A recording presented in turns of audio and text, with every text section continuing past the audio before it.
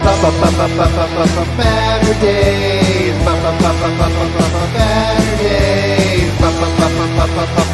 Baturdays. Omnidog is the minister of comics. Talk forever, get right your ergonomics. Taking questions from the chat. With a name like that, you think they talk more about the fact. Baturdays. Baturdays. Baturdays. In the BatCave.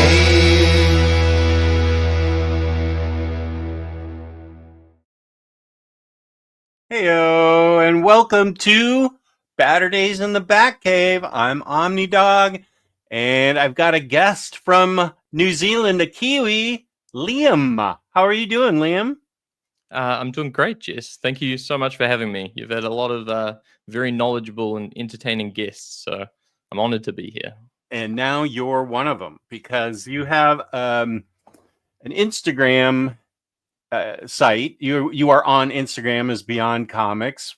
Tell me how that came about. We were chatting a little in the green room before this. Yeah, so I've been following you and the Omni Bros for a few years now, since a little bit before the pandemic. And I don't catch a lot of the shows live because of time zones. But I wanted a way to engage with the community other than just the Facebook group, which I'm part of as well. And I saw that there's a good community of comic fans there, especially collected edition fans as well on Instagram. So I started posting there my thoughts, and yeah. And we were both remarking that we couldn't believe that it had been 5 years since the pandemic, or at least 4 full years, 2021, 22, 23, 24. I feel like it lasted well into 2021, the effects of it. It wasn't just 2020. Yeah, it still feels just time just flies and just goes since then. Time isn't real since the pandemic. It doesn't count. You're right. I have memories of like 2019, and then 2020 is like a blur to me, and so is part of 2021. Now, there are people out there who will say that everything's a blur to me. So to those of you out there, that's fair. Everything's a blur to me when, I don't know. I feel like I've always been this way. It's not my age. Things are just a blur. So you are from New Zealand, and you're mostly, or are you all collected editions? I'm almost all collected editions. I started off, I feel like most people, probably collecting singles, including when I was younger. I found trades back when I was younger as well, and trades were better, but it still didn't quite click for me.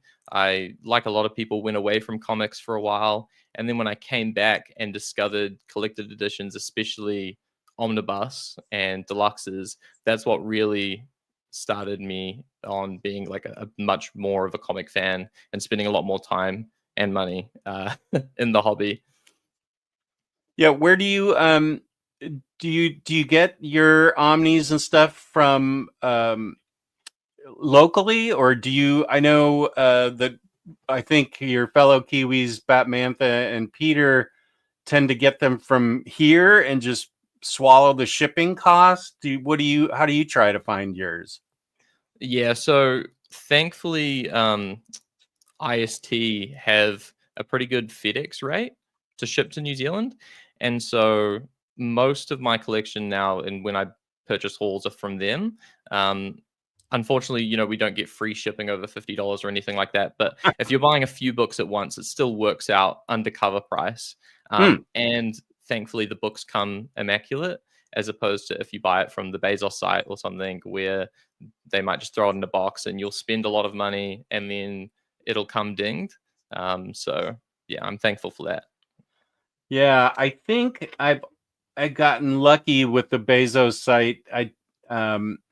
Because I think I must live near a hub, and that I've always lived near a hub, because I the Minister of Comics was always marveled at how none of my books were damaged from there, but I don't think they have far to go because, they only have, it's a tiny book in this big box with 2 air pillows, if that. And so I don't think they have far to go. But yeah, I know exactly what you're saying.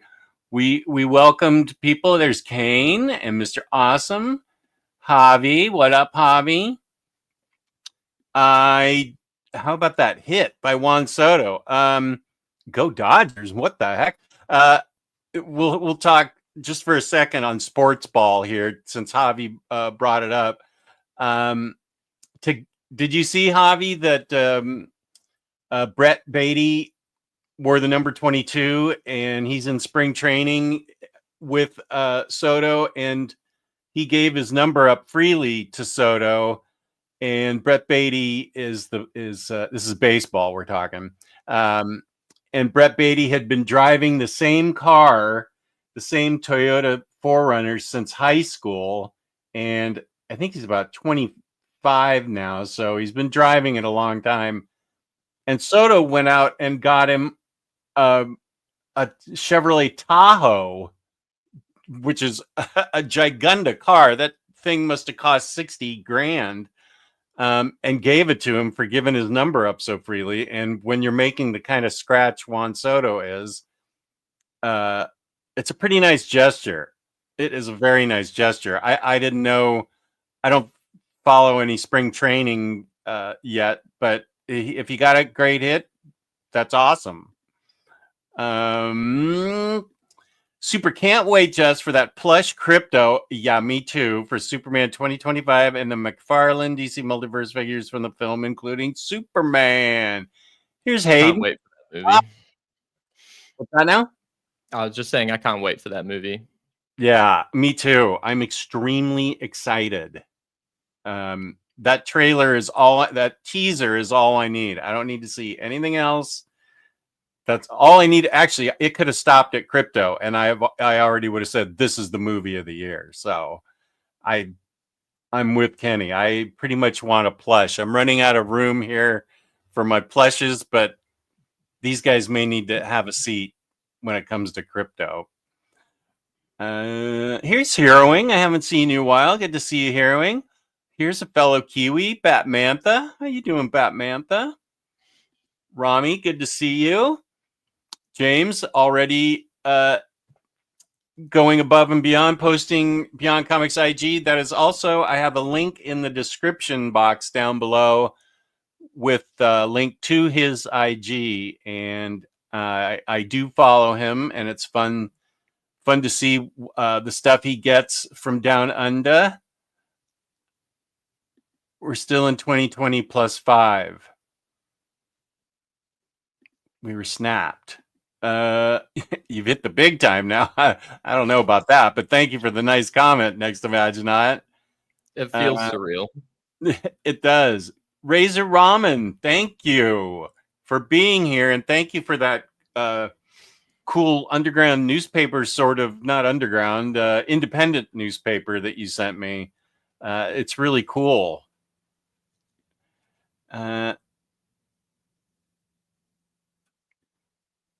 The good old days of the pandemic. Gas under $2. Eggs were $10 for a dozen. Staying home away from people. That part, yeah. Oh, and here's JT White Wolf from Down Under. Good to see you, buddy. Yes, the blur in question is meta-crisis existential whiplash. I'll have to take your word for that next. You're using big words, as usual. Hey now, Harvey. Yeah. AS, welcome. Oh, and I believe, let me check my calendar before I just want to make sure that I'm.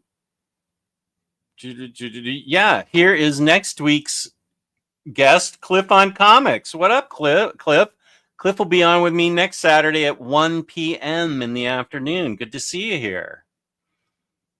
And Matthew, artist extraordinaire. Good to have you. Good to have you. That was. It is a grand gesture. Mary M, fellow Mets fan. We're back on baseball. Sorry, Liam. I saw Soda's gift to Beatty. Very cool. Yeah. Thanks for being here, Brian. And actually, I was thinking that, Liam, since you did such a good job on that thumbnail, which I accidentally had you send me twice, you're also going to be on next Friday, the all Kiwi stream with Batmantha and Peter M. Would you be interested in doing the thumbnail for that? So I think I mentioned to you, I kind of did the layout for it, but my wonderful partner did most of the legwork for it. But I asked if she'd be generous enough to help do one. Did you have any ideas for it? Well, I did actually. I was thinking you could sprinkle it with things typical of New Zealand. You know, what New Zealand is noted for. And of course, in there has to be a donut, since that's my unfortunate claim to fame with Batmantha. But yeah, I was thinking you could put some local knowledge in there of your country, things that are very Kiwi-ish. Yeah, we could do that. Okay, well, run it by her and see what she says. And we won't tell upper management. Upper management, I just found out, is very territorial about her thumbnails. I didn't throw anybody under the bus. I was making them myself, and they looked crappy. And she said, hey, I'm the one that does thumbnails in this house. I'm like, okay. So I won't tell her that I'm cheating on her with you and your partner. Good morning, Munin. Well, we're just sort of assuming there's a plushie crypto. I mean, there's got to be. I bought the T-shirt and gave it to my wife and said, "This is my birthday present. Thank you." Mary says, "Welcome, Liam. I follow you on Insta. Nice to see you here." Oh, I forgot Harley was on. How many episodes are they up to, Mr. Awesome? Hello, Jess, and your guest, Starscream Boss. This is Beyond Comics. Oh, yeah, I saw this, that the DC Marvel crossover comics are coming this year. Did you read that, Liam? I did. I was very surprised. I guess, I mean, it kind of makes sense that it would happen now when the lawyers have gotten together recently for when they did the JLA Avengers reprint for George Perez, and then obviously the DC vs. Marvel and Amalgam Omnis. Yeah, it'll be cool to see the creative teams that they decide to put on it. That's what I'm most excited to see. Yeah, I think everybody feels like, oh, that means JLA Avengers Absolute is definitely happening. I don't know about that one. I hope so. I would like that. Yeah. Oh, and here's Omnibo from Down Under. Much love to the chat and team. Sorry, can't stay. Moving boxes to the new place. I didn't know you were moving, Omnibo. Don't forget the Tim Tams.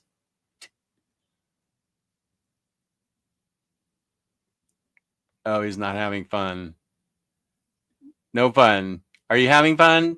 No fun. No, moving boxes is never fun. Are you excited more for Superman or Fantastic Four this summer? I can't choose. Looking forward to both.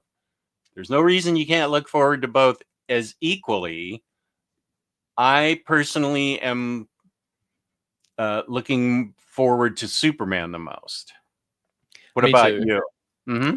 Yeah, I think like I love Man of Steel, but I think we're still missing a lot of the Silver Age elements of Superman and the big, really fantastical elements from the comic books. And I think him using inspiration like All-Star Superman for this movie is perfect. And I think he gets the character, and I'm really looking forward to it being a bit of a more of an introduction to other people who, you know, there's the rhetoric that Superman is boring because he's all powerful and stuff. And he kind of broke that down immediately with the trailer when he showed Superman bleeding in the snow. So yeah, Just really plummeting really to Earth. Yeah. Yeah. Are you more of a DC or Marvel fan, or do you like them both equally as far as the big two goes? Definitely DC. Mhm. I still read a lot of Marvel, but I feel like I'm a beginner. You can see a few other sides, my shelves. So I got a few Marvel Omnis, and I'm getting through the backlog, like Brubaker's Cap and stuff. I just finished Zdarsky's Daredevil recently that I Mm. loved, and I'm starting on the Bendis Brubaker runs soon as well for Oh. Daredevil. But yeah, mostly a DC guy. Mm-hmm. Yeah, I am mostly a DC guy, but I've been reading a lot of Marvel. I need to do. Let's see. I did a what was the name of that video? What Marvel books? Something Marvel books for the DC fan. So I should do DC books for the Marvel fan. Okay, I thought that out loud. Don't anybody steal it. I should write that down. Okay. Let's see. Has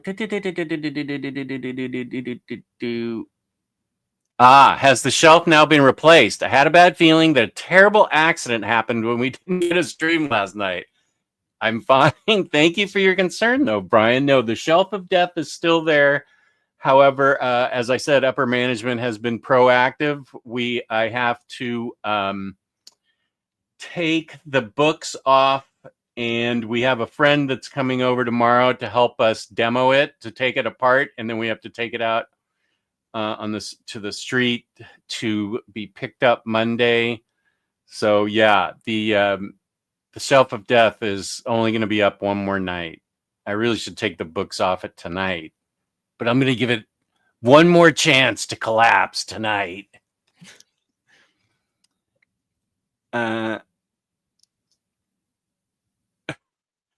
New Supergirl comic this summer. Yay. Did I know that? Who's writing it? Do we know? I think it was Sophie Campbell, I want to say. Sophie Campbell. And Art Germ did a new costume design for her as well. They just announced it like yesterday or something. Oh, okay. Yeah. Did you see Dan Slott's writing Superman as well? I think I did hear that. Yeah, When is I'm he very taking excited over? for that. Is he taking over Superman or action? I think there's gonna be a new #1 for Superman Unlimited.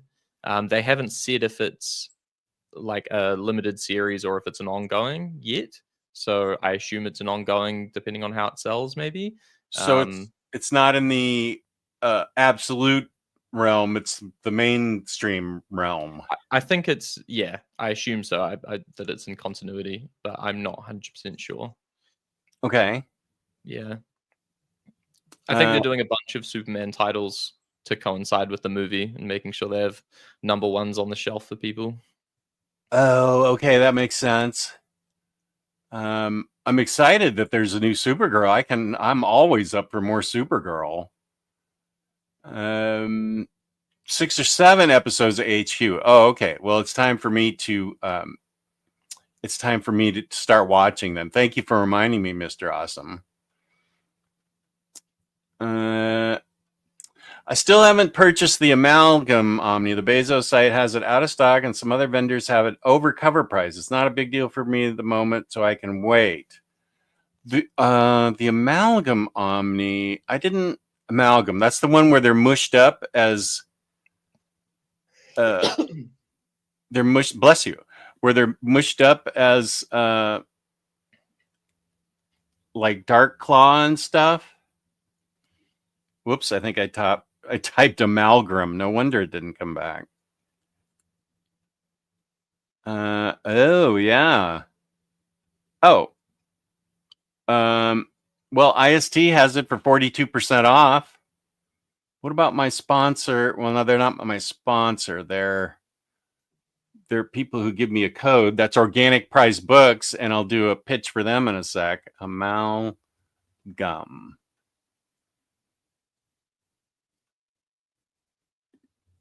Yeah.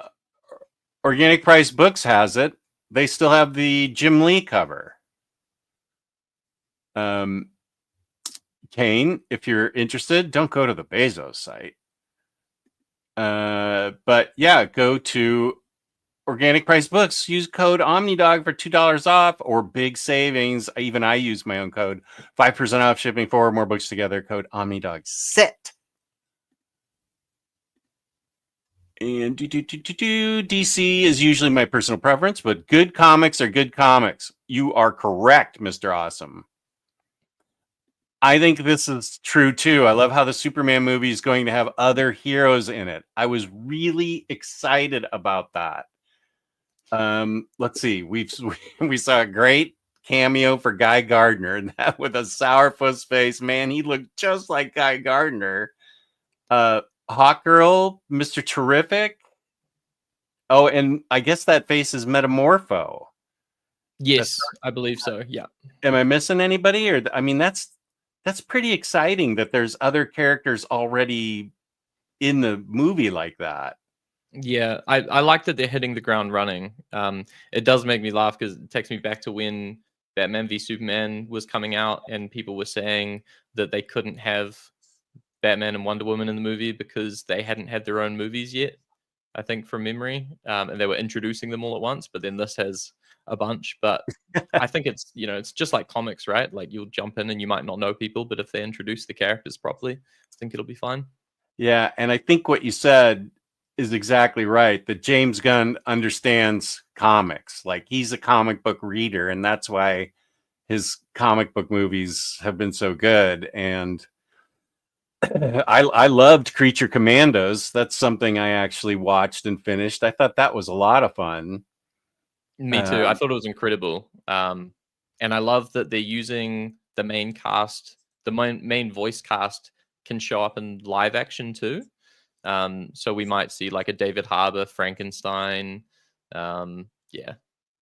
Oh, Lots of okay. good choices. I didn't know that. And I feel like the bride sort of stole the show in that. Was she? Did you enjoy the bride aspect? She was pretty cool, I thought. Yeah, she was definitely one of my favorite characters in the show, if not my favorite. I think Dr. Phosphorus, Alan Tudyk, was also great. And the episode with the weasel, I never thought I would care about the weasel or right. But that episode is probably the most memorable one. Yeah, you're right to bring that up. That was really heartbreaking. Yeah, Weasel. You're right. How could a cartoon about Weasel be so heartbreaking? And it was very, it was very touching. Good point. Remy, how are you? You just missed introduction of my guest, Beyond Comics from New Zealand, and Fantastic Four looks so great. Love the future retro vibe. Yeah, I agree. JLA versus Avengers reprint and new Marvel versus DC Comics are on my watch list. Oh, here it is. This is what I call it. Omnidog's Vault. Best Marvel books to read if you're a DC fan. Thank you, James. I really hope people give Gunn's DCU a chance. I think they will. Lou and I have a bet on Omnibros, and I'm not even pretending to be anything like a movie authority. I'm absolutely not. But I just based on the excitement I felt from everybody and the fact that, as you said, Liam, that it sort of hits the ground running. You can tell with all the heroes in it. My bet with Lou is that it's going to be, after all said and done, $1 billion worldwide movie. That's just my feeling. I don't have, and I think we also guessed on opening weekends. I can't remember what it was, but that was a burger bet we made. I also saw I saw Captain America Tuesday, and I enjoyed it. I don't know, and I think it had a good opening weekend, so I hope people give it a chance. You know, I found it very entertaining. I will say the end credit was nothing to wait for. You can leave the theater as soon as the movie's over. That end credit was nothing great. There is an end credit, and I'm not going to spoil it for you, but it was not worth staying for. Have you seen it yet? I have, yeah. I also really liked it. I think it loses its footing a little bit. There's a few, yeah, but for the most part, I really liked it. I thought the CGI, people were complaining that it looked bad. I thought it looked pretty good, especially with Red Hulk. I thought he Yeah. was great. I thought Harrison Ford was great. I thought the best stuff in the whole movie was Isaiah Bradley and his character and his emotional kind of arc throughout the movie. That was just terrific. And I think Anthony Mackie does a great job as Cap as well. Yeah, I agree with everything you said, and I liked that they did a good job at giving Red Hulk Harrison Ford's face. It looked like a big giant red Harrison Ford. So, I enjoyed that movie. So anybody that didn't, I'm sorry for you, but it was worth my leaving the house for. That's, the best thing I can tell you. That's the best recommendation. Thank goodness you're getting rid of that shelf. I was worried about you when you first showed it. Oh, okay. Well, thank you for your concern, Sazmurf. I appreciate that. I think it's been giving all of us huge amounts of anxiety. I can't believe you've kept all of your books on there and not taken them off. I love that. That's awesome. I seem to be the only one that's not concerned. Thank you for your concern, Beyond Comics. I appreciate that. I was always a Marvel reader, but DC is just so much more enjoyable than the 616 for me now. Okay. Oh, that's where I know the name. Sophie Campbell also did the art for the IDW TMT run. Mark Waid is writing action with Superboy stories, past tense stories in the vein of World's Finest. Okay. I'm a Marvel guy, but DC's all in with the back to basics approach has been really good. Wish Marvel would do the same. And all in is the mainstream one and absolute. Now that you've got me reading digital comics, which we did for Hellblazer, I should really start reading before I pick them up, even in paperback. I wonder if they're going to get released in like some kind of deluxe in 2 years. Is this for the Absolute stuff? Yeah. I'm in the same predicament, especially because originally they were just going to release them in trades, but now they've said that they are going to release them in hardcover, I think the same day, possibly. I'd have to double check that. But just like a standard size hardcover. So now I'm like, do I want to go all in with all the titles? Because I read the first issues and I loved them all, especially Wonder Woman. Absolute Wonder Woman I'm most excited for. Yeah, it's hard to know with DC. I don't have a problem with their standard hardcovers. I like that they're hardcovers. I'd much rather get those than paperbacks. And if they come out in a deluxe in 2 years, hopefully I'll have read them by then. I do have a very serious backlog on Batman that I need to take care of. But Superman, I think I'm all caught up pretty much. Pretty close to all caught up. Did you finish Zdarsky's Batman yet? Let's see. I've read 3 Zdarsky books.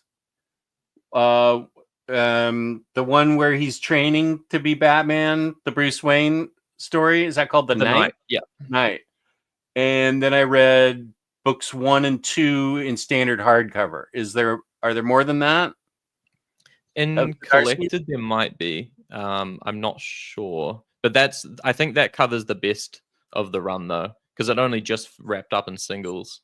Yeah, I think that the failsafe arc and the Batman the Night stuff was probably the best. Yeah, I enjoyed both of those a lot. I loved failsafe and I loved the Night. I loved them both. And now Matt, I think because they're doing Hush 2 or H2SH, whatever DC are calling it. And then I think Matt Fraction later on in the year is picking up with a new number 1. Oh, okay. Yeah. And Jorge Jimenez is staying on art as well. So I'm looking forward to that. Yeah, I do love his art.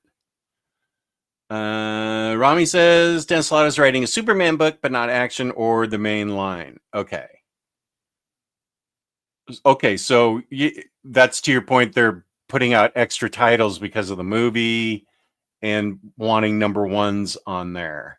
Yeah, I think the premise sounded quite cool as well. I think I read from Dan Slott, his pitch for it was something like, I think Intergang or something. Someone's distributed kryptonite worldwide, and so basically all the criminals have access to kryptonite bullets, and so Man of Steel, who's usually invincible, is not going to be anymore, and how that's going to play out. And I know some people might think that that's maybe, kryptonite overdone, but to me, I thought that sounded interesting. I'm looking forward to see what he does. Because he came back from Warworld like a little stronger. Yeah. Okay, so that will change with Slott. Okay, well, that's fine. I'm always willing to give Superman and Batman a chance, and Wonder Woman. Well, Heroing, unfortunately, I don't have any thoughts yet. But I have heard that almost everybody that's read the 3, they like all 3, but almost all of them like Wonder Woman the most. I saw a cover for one, and it looked like she was riding like the Pegasus from hell or something. It was black, breathing fire with fiery eyes. That looks awesome. Yeah. And you're a big Kelly Thompson fan as well, right? Yeah. So, yeah. I have not read a book yet of hers that I haven't loved, or at least strongly liked.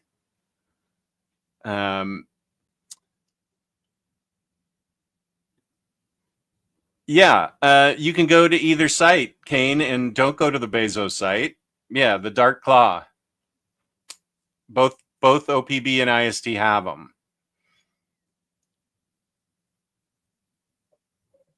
I'm paranoid with online shopping, specifically using my CC. No gift card, no buy. So that's why I use. Oh, okay.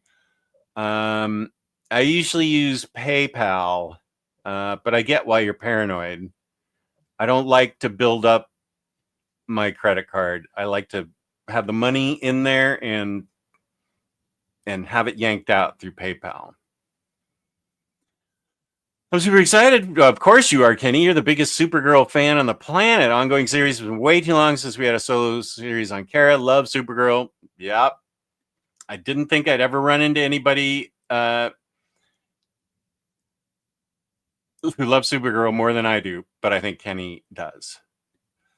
Alternate OPV code for 10%, 5 or more. Omnidog.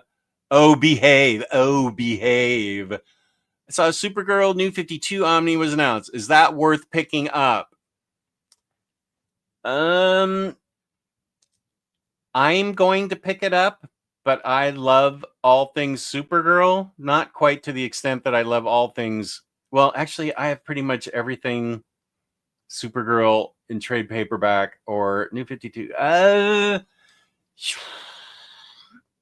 It has the Red Lantern stuff in it, but I wonder if it has the entire Red Lantern run in it.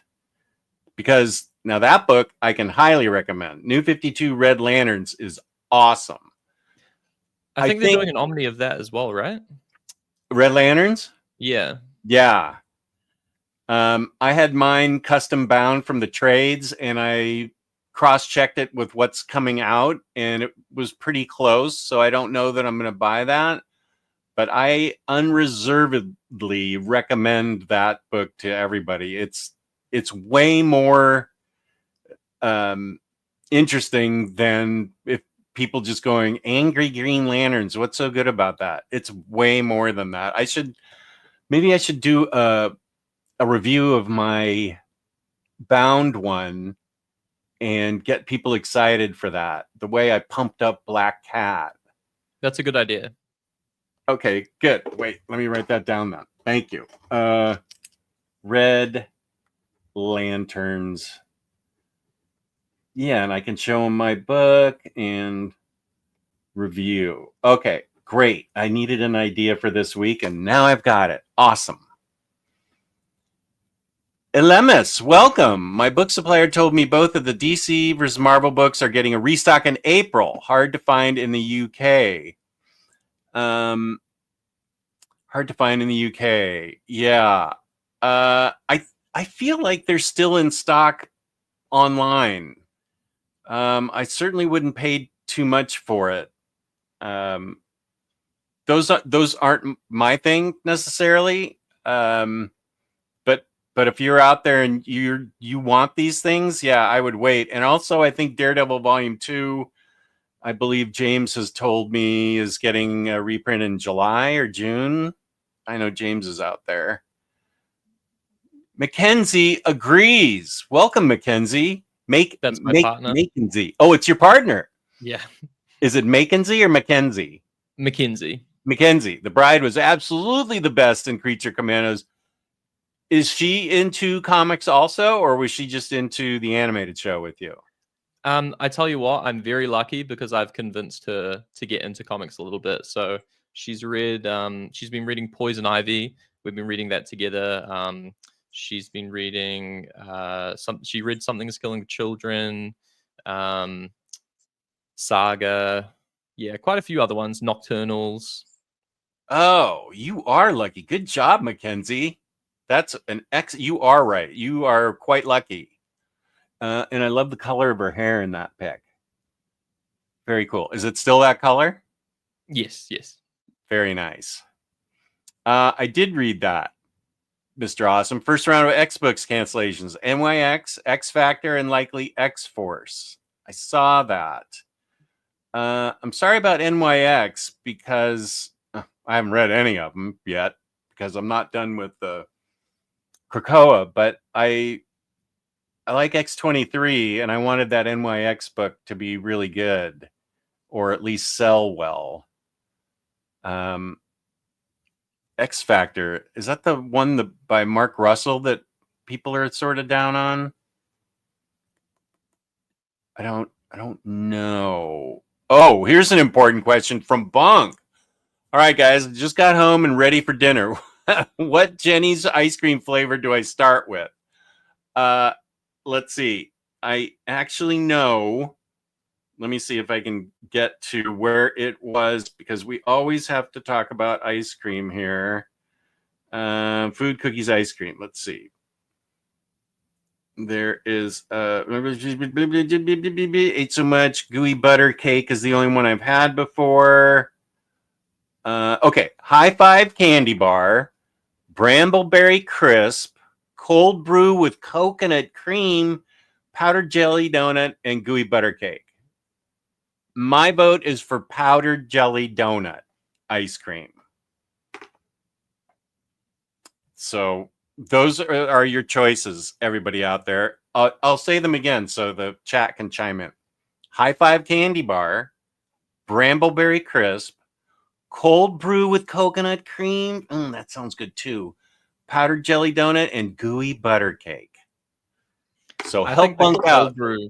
Cold brew with coconut cream. Yeah, that sounds good.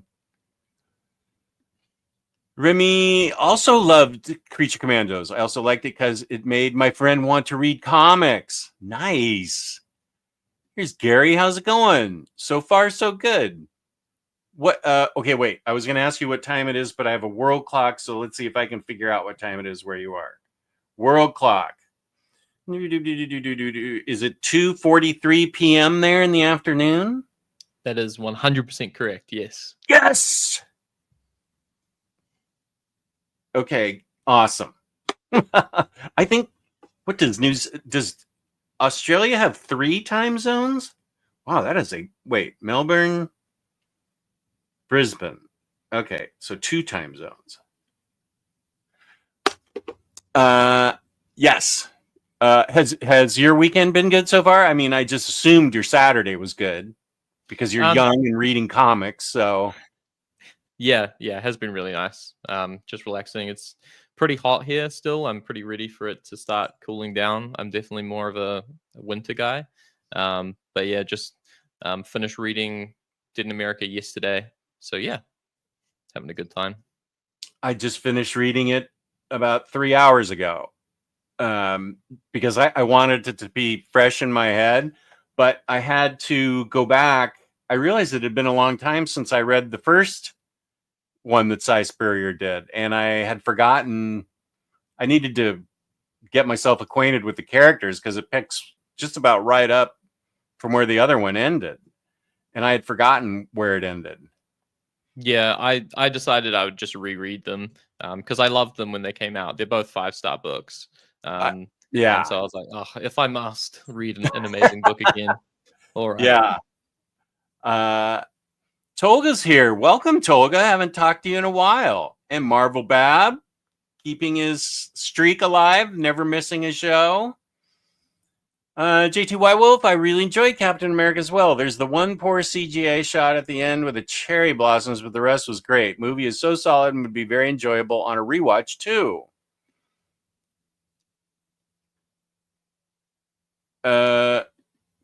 It's an Incredible Hulk sequel with no Hulk. Liked Ford, but wished Carl Lumbly's Isaiah Bradley had more to do than sit in a prison cell. And where were the Eternals? Now, I haven't seen the Eternals movie, but I assume that's the thing in the ocean where they get that's left over from the Eternals movie that everybody said, whatever happened to that thing? Yeah, I don't think you need to watch Eternals, Jess. You can skip it. Don't do that to yourself. There might be people in the chat who enjoy it. For me, it wasn't it. But yeah, that's how that ended up there. Okay. In the movie. Okay. Let's see. This looks like some type of wrestling talk, which would interest Batmantha. Are you a fan of wrestling? Not really, no. Okay. I know John Cena and I know Rey Mysterio, and that's probably where my wrestling knowledge ends. Yeah, I think I only have slightly more knowledge than you do, and that's I know who Tiffy is. She won something. DC has been killing it lately. The new Zatanna series started with a bang, in my opinion. Awesome. The more love they can give to Zatanna, the more I like it. Looking forward to Zdarsky's retro Cold War era Captain America reboot. Hopefully takes away. Oh dear. Some people didn't enjoy that Batman run. I did. Yeah, I've heard that as well. I think it loses its way a little bit. But overall I think it was really still a solid run. I really loved Failsafe in the Night. Dr. Elevator, I know you are kidding because no one needs more shush, especially that name, shush. No, I haven't watched Paddington in Peru yet. I am going to have upper management. We're going to go see it together. It's going to be tough to fit in this week, but and no, I haven't seen Anora yet. I am sorry, James. I plan on it though. I have to take apart the Shelf of Death tomorrow before it kills me. James is saying he liked Wonder Woman, Superman, and then Batman. I feel like that's pretty much what a lot of people are saying, that they liked all three, but that's the order they've been putting them in. Is that the order do you feel Superman, Batman? I've only read issue 1 of each of them. I would say I liked Batman more than Superman for those absolute first issues, but I've also heard that Jason Aaron's Absolute Superman gets much better later on. So where Wonder Woman and Batman both kind of, the first issues were like a thesis of what they wanted to do for the run, like a mission statement. Superman wasn't really interested in that, and so it's a bit of a long burn a slow burn. Sorry, with Mm, that, mhm. and it's a little bit better later on by like whatever issue they're up to now. Sasmurf like Superman, then Batman, then Wonder Woman, but I love all three. Great read so far. I love hearing that. And Cap drops. Cap on Zdarsky starts. Oh, he's already on it. July. Okay. Yeah, Doug's here. Good evening, fine people. Was driving and couldn't comment, but hearing Jess talk about giving the shelf of death another day, like we would be riding with the gas needle on E. LOL.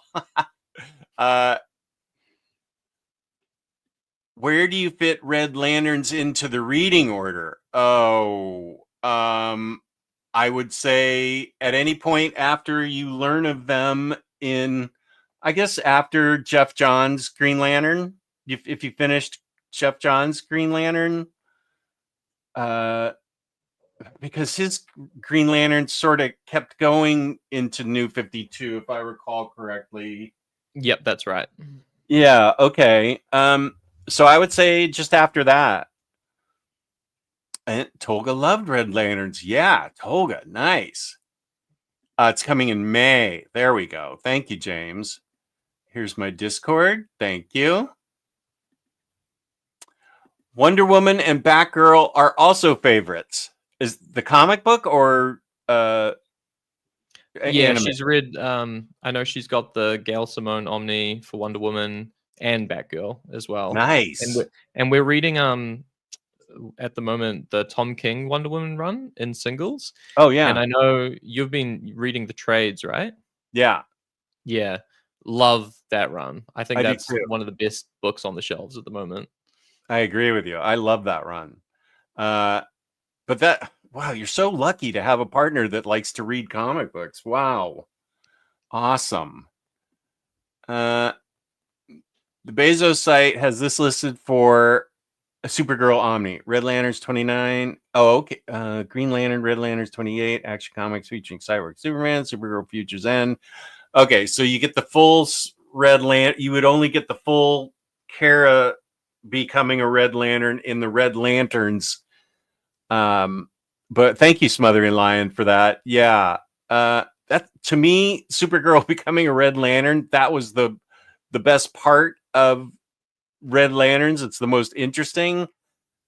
But you may need the setup as to she has like amnesia, and I feel like the setup is somewhere in that New 52 run, or you could just do what I did at the time and just say, okay, that happened. She's in space, doesn't recall who she is, and she's upset, and they use that to their advantage. I'm still gonna get it.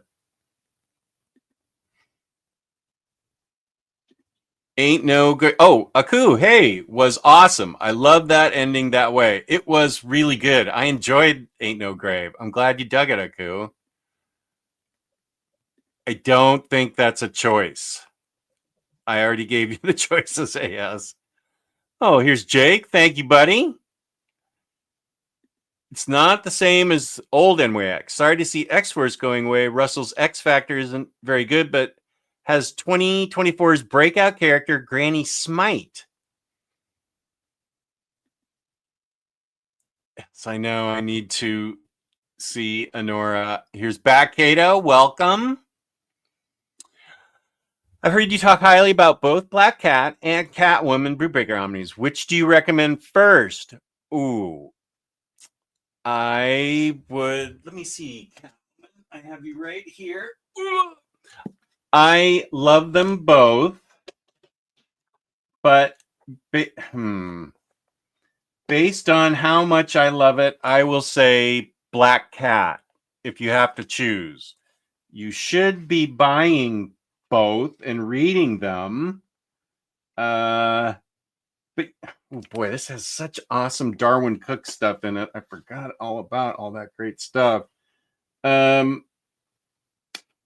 Yeah, I would say Black Cat. I love that book really a lot. And this is also great. But you asked me, and that is my opinion. Have you read Black Cat yet? I have read Black Cat, and I own the Brubaker Catwoman Omni, but I haven't read that one yet. Oh, well, you have a treat in store for you. It's fun. Our first viewer from Brunei. It's 9:45 a.m. Welcome. Omnidog and Beyond 9:45 a.m. Sorry? You have such an international audience. I guess so. I hope I'm saying Brunei right. This is our first Brunei-ian. Welcome, is that? Welcome. Love the Eternals in the comics. The movie was a disappointment, as has most of the post-Thanos MCU.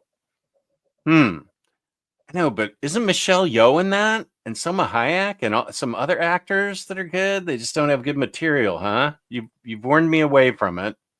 Like everybody. I mean, you might like it. I have not heard one person say that. Everybody says what you said in the beginning. You don't need to see that, Jess. Absolute Superman has been really good so far. Good. I need to finish Jeff Johns GL. Started it and started Red Lantern way back. Just never got around to finishing it. Oh my gosh, I'm caught up in the chat. That rarely happens. So the thumbnail that you both made was, and I believe it comes out, I think this week, maybe, or next week. Yeah, it comes out this week. So This week. it's the hardcover, I believe, standard size hardcover. And that is Hellblazer Dead in America, which we both have digitally. So I'll just be able to sort of scroll through, but it's by Cy Spurrier. Black label. Oh, it's even got a 17 plus mature tag on it. I assume that's because of all the language. And violence. So I always forget about violence. I'm so desensitized to it. Wait, what was that? I need to go. So the book starts out. Why don't you sort of give your overview of it, and I can show art from it. I'll highlight myself, and you can sort of, hey, Joey, peace and love from down under. Do you want to give an overview of it without like spoiling it? Yeah, I agree. I think because obviously the collected edition isn't out yet, I think we won't spoil anything and just go a bit general with it. Yeah. Okay. I guess the first thing you need to know going into this is that this is labeled as a relaunch. It starts with an issue 1, but really it's volume 3 of Cy Spurrier's and Aaron Campbell's original run. So it does kind of stand on its own, but it picks up right from where the previous volume 2 leaves off. And I think that if you read those first, you'll have a much better understanding and appreciation of the characters. It does give you a little bit of a recap right at the start, but not a whole lot to go off of. And I think you'll probably have a lot of questions if you hadn't read that. And they're both amazing books, so definitely check those out. So a bit of backstory as well. This run, the original run was cancelled prematurely. It was part of, I think it was affected by the big layoffs that DC had back around 2020. And so they had always planned to do this story, but their run was cut off prematurely and they didn't really get to finish it. And then eventually management changed and they ended up getting another shot at it. So that's why we've got this series. So it's all written by Cy Spurrier again, Aaron Campbell on art, who is incredible and an amazing fit for Hellblazer, I think. There was one frustrating part for me. Do you know I think it's issue 8 where I don't want to spoil too much, but it takes place in hell. You know the one I'm talking about? Yeah. Is that when they changed artists? Yes. It was one of a couple times. And I think that the book really suffers from changing off Aaron Campbell when drawing an issue in Hell, because if there's any artist that's ever been born to draw Hell, I think it's Aaron Campbell and Jordi Bellier's colors. But like the artist does a good job. It's not bad art by any means, but I just think it tripped it up. But this story is basically a road trip across America. And there's a lot of moving parts to it. At the end of the previous run, John is left without a heartbeat. Something happens that I don't want to spoil, that leaves him, basically dead, but he's still walking. And he's going across America. How would you... There's a lot to it. So in this run, I think it we can ties in say... a lot with... Sorry? No, go ahead. It's basically a road trip across America, and it ties into Sandman, Right. where someone has stolen the Dream's bag of sand, the sleep sand, and is using that in ways that aren't approved by him, essentially. And so he's kind of enlisting John and his crew to go figure it out and stop it, essentially. And retrieve it, right? Yeah. Here's so the art's not bad, but it's a little too, I think it's a little too comic booky, maybe, instead of like, that's the demon. And so it's a, that I agree that it didn't take me out of the book, but I agree that it did kind of suffer a little bit there. Yeah, I think that whole issue, it has a lot of kind of nameless demons in it too, instead of using possible ones from previous Hellblazer stories. And I think that could have elevated it too. I did think it was interesting that they drew, I'm not sure if it was Aaron Campbell or the new artist that designed it, but Etrigan is kind of drawn as a gorilla with horns. Yeah, I noticed that. Yeah. That was interesting. Yeah, and I enjoyed the wordplay that Spurrier did with Etrigan, since it had to rhyme. I thought that it was I thought that the rhymes, how Etrigan explained some things and made them rhyme. I thought there was really good wordplay in that, and Spurrier did a really good job with that. I agree. I liked that he taunts him with the rhyming by calling him Constantine instead of Time. Yeah. So he says Constantine, and John corrects him that it's actually Constantine, as Cy Spurrier will be happy to reiterate to you as well. And then he gets in his face and he says a second time, Constantine.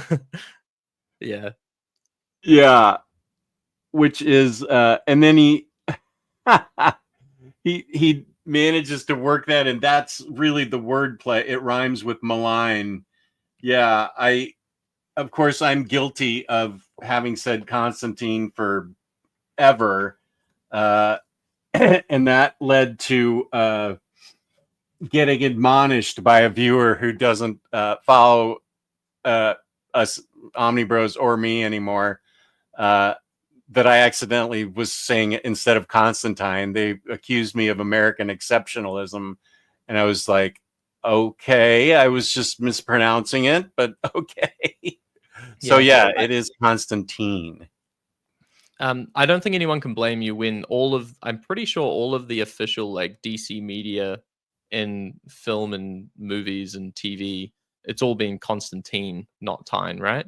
Yeah. Wasn't the Keanu Reeves movie, it was all Constantine? I mean, Constantine. I think so. Now I don't even know. Constantine. Yeah. Constantine. Yeah. Okay, good. Thank you for that out. now I say it both ways just to make sure I don't offend anybody. Dead in America was probably my favorite read of last year. Also had my favorite cover. I might be controversial, but I think Spurrier might be top 3 writers of John.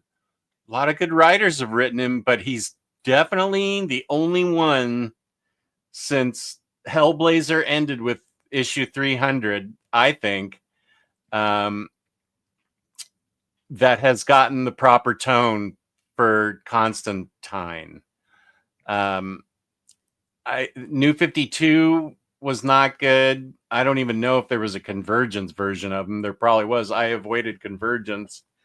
Rebirth, he was only good in the Justice League Dark Rebirth and Justice League Dark New 52 until Spurrier. I think Spurrier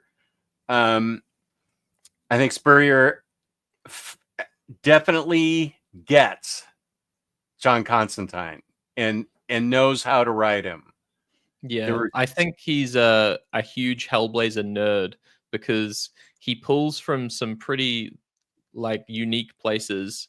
Like Clarice shows up, who I believe is from the Warren Ellis run of Hellblazer. So, and she had also shown up in, I think it's volume 1 of the original run, and she says something about being in America at the time, and then you get the payoff here where they meet up.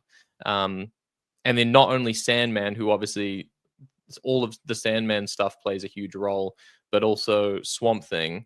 So like when they're in Hell, there's an issue of Alan Moore's Swamp Thing where there's a heaven flower that gets planted in Hell, and that has repercussions in this story that they bring it up again in reference as well.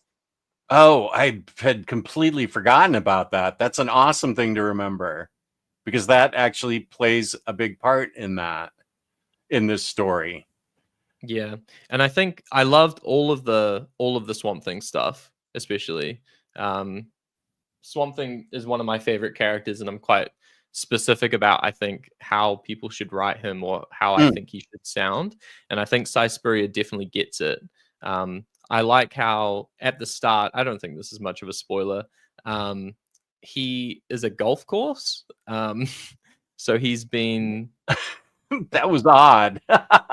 Yeah, so you find out kind of why. I don't think I'll spoil it right now. Right. But yeah, part of the story is him basically finding his power and reconnecting to the green, and finding his faith in humanity again.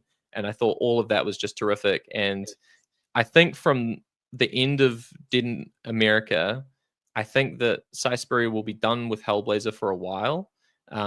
Maybe not forever, but for a while. And I think that it would be really cool to see him on a Swamp Thing book. I would love to see that. I would like to see that too. I need 2016 just to track down some of the Hellblazer trades that have gone out of stock and gotten pricey. I know that some of those ones are out of print, but I'm wondering if DC, it feels like DC is getting more on their game now with collected editions. You know, we've got the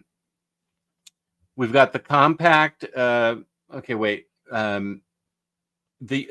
got DC Finest, which is amazing, and we've got compact size books, and they're reprinting some Omnis. So it wouldn't surprise me if they reprinted some of those trades, or eventually just it's going to be a lot of Omnis, but it feels like they're on track to do all of Hellblazer in omnibus format. Aren't there? Let me think here. I feel like there's the Garth Ennis one. Then what's the other? there's another one out. Yeah, the Delano run volume 1's already out, and volume Okay. 2 comes out later this year. Okay, as so well. that's like the first 3. Delano started it, right? And there were Yeah. 2 of that, and then Garth Ennis, Delano. Does it have Sandman 27 was written by Gaiman, so I wonder where that would fall. That's the only thing I don't like about creator centric omnis is if it's, of course, that was a one-off issue, but I wonder where you would put that. Could you stick that in the first volume if it's issues 1 through 30, say? I'm not sure. I think if you're wanting to be a completionist with it, I think you'd probably better off going for, either they'll reprint the trades, I'm sure, or they'll do a finest line. If you don't mind a few orphaned issues and just care about the core stories and core runs, then the Omnis would probably be the way to go. I'm sure they're going to get around to the rest of it. They've been putting them out pretty consistently. All of the Vertigo stuff, like Swamp Thing, we've got everything up to the Mark Millar run, except for the Rick Veitch stuff, I believe. Right. In Omni. And I had heard that Veitch was even thinking about, I don't know how current this stuff thinking is, but I had heard that they were willing to let him come back, and he was interested in coming back and finish up that run. That's like a year-old rumor that I don't know if it's concrete at all. I hope so. Did he not get to finish his original run? He didn't. It was, I don't even, it had, I can't even remember now. It had something to do with the crucifixion. I remember seeing a religious controversy. Yeah. Right. It was the crucifixion, and DC at the time was not going to publish it. But I had heard that they were open to, and that he was interested in going back and finishing it. If I'm wrong on that or right on that, somebody in the chat let me know. Because I mean, that would be amazing if it actually got finished. Hellblazer and Swamp Thing, I am an absolute completist on those titles. Ryan, welcome. Size 2019-2020 felt like the most Delano Hellblazer since the most Delano Hellblazer since Delano. Shorter story arcs with familiar and topical social commentary made it an instant hit for me, and this book is full of nothing but social commentary. This is plenty of social commentary, lots of it. I mean, Dead in America, that sort of sums it up. Well, he is kind of dead. Harvey's read the Delano run 3 times. Nice. Hoping DC Finest at some point picks up Vertigo series. Hellblazer needs that kind of curation. I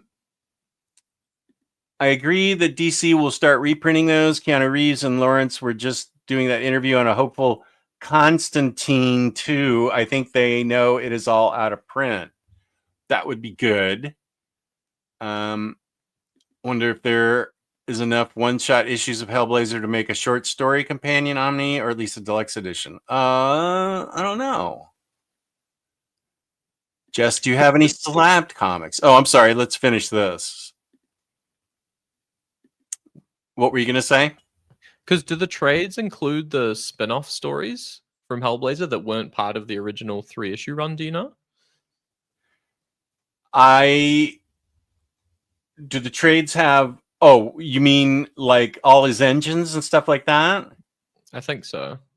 That's a good question, because I kept a big chunk of I don't have like 1 through 24. I have like 1 through 12, and then the rest are the old things that used to come out when they got done with an arc. They'd put out a small trade, and that's what I'd get. So all I have is the original All His Engines and the spin-offs, like you said. I don't know if the trades contain those. Somebody out there know that?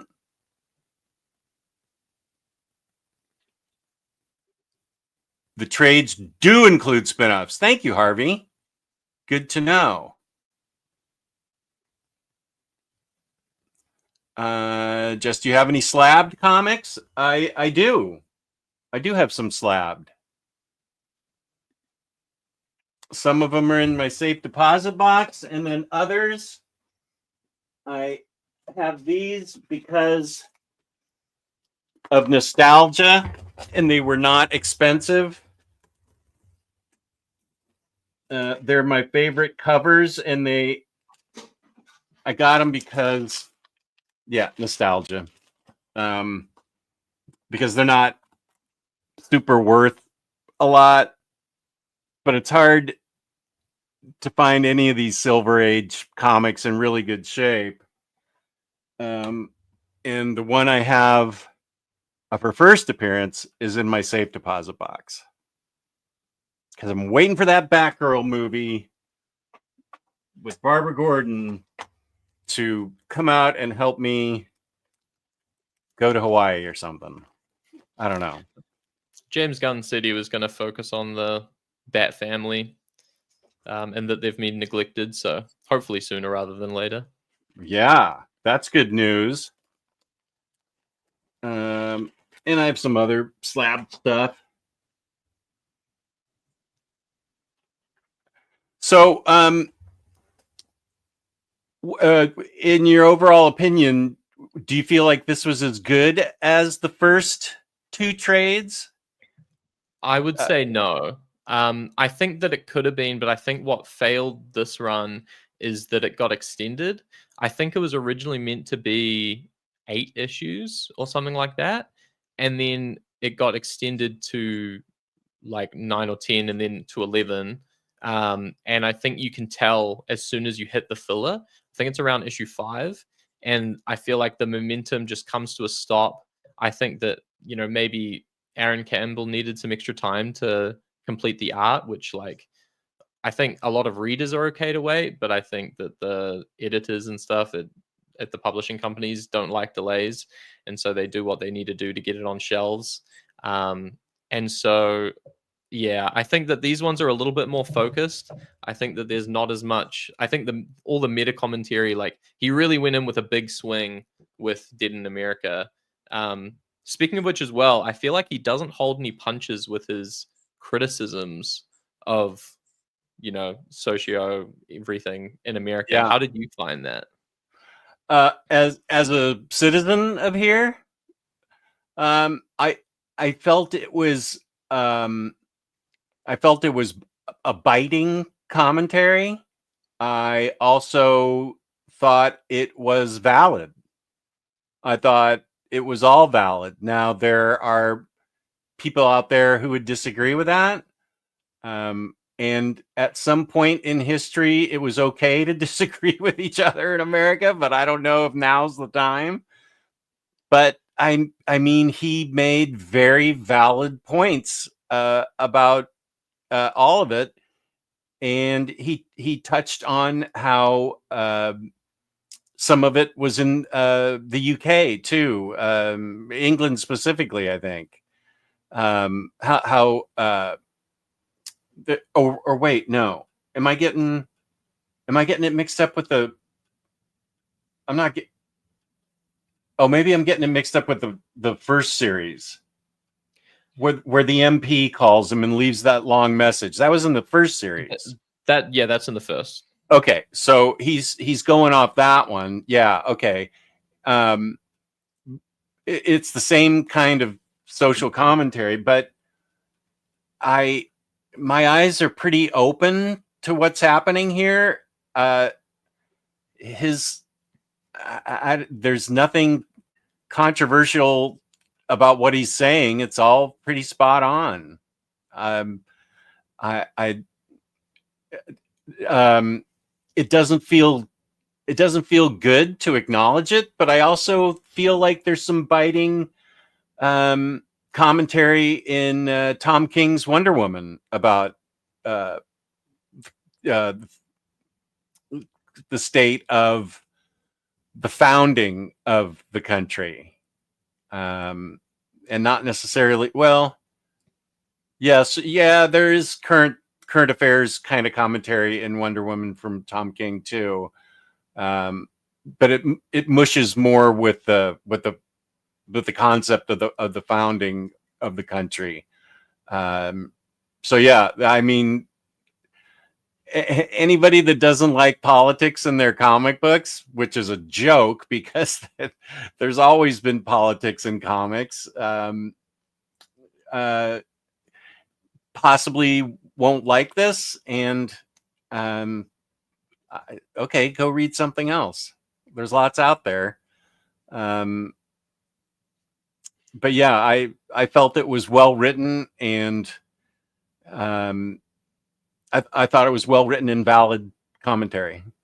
Yeah, I think that everything that was put in there in terms of having politics in there, it's all to serve the story as well. And I don't think there's any egregious like telling you that this is the only correct way to think or anything like that as well. Right. Yeah. How did you find? Because it gets pretty cerebral and meta, especially when the Metamancer is introduced, which is about halfway through. How did you find that stuff?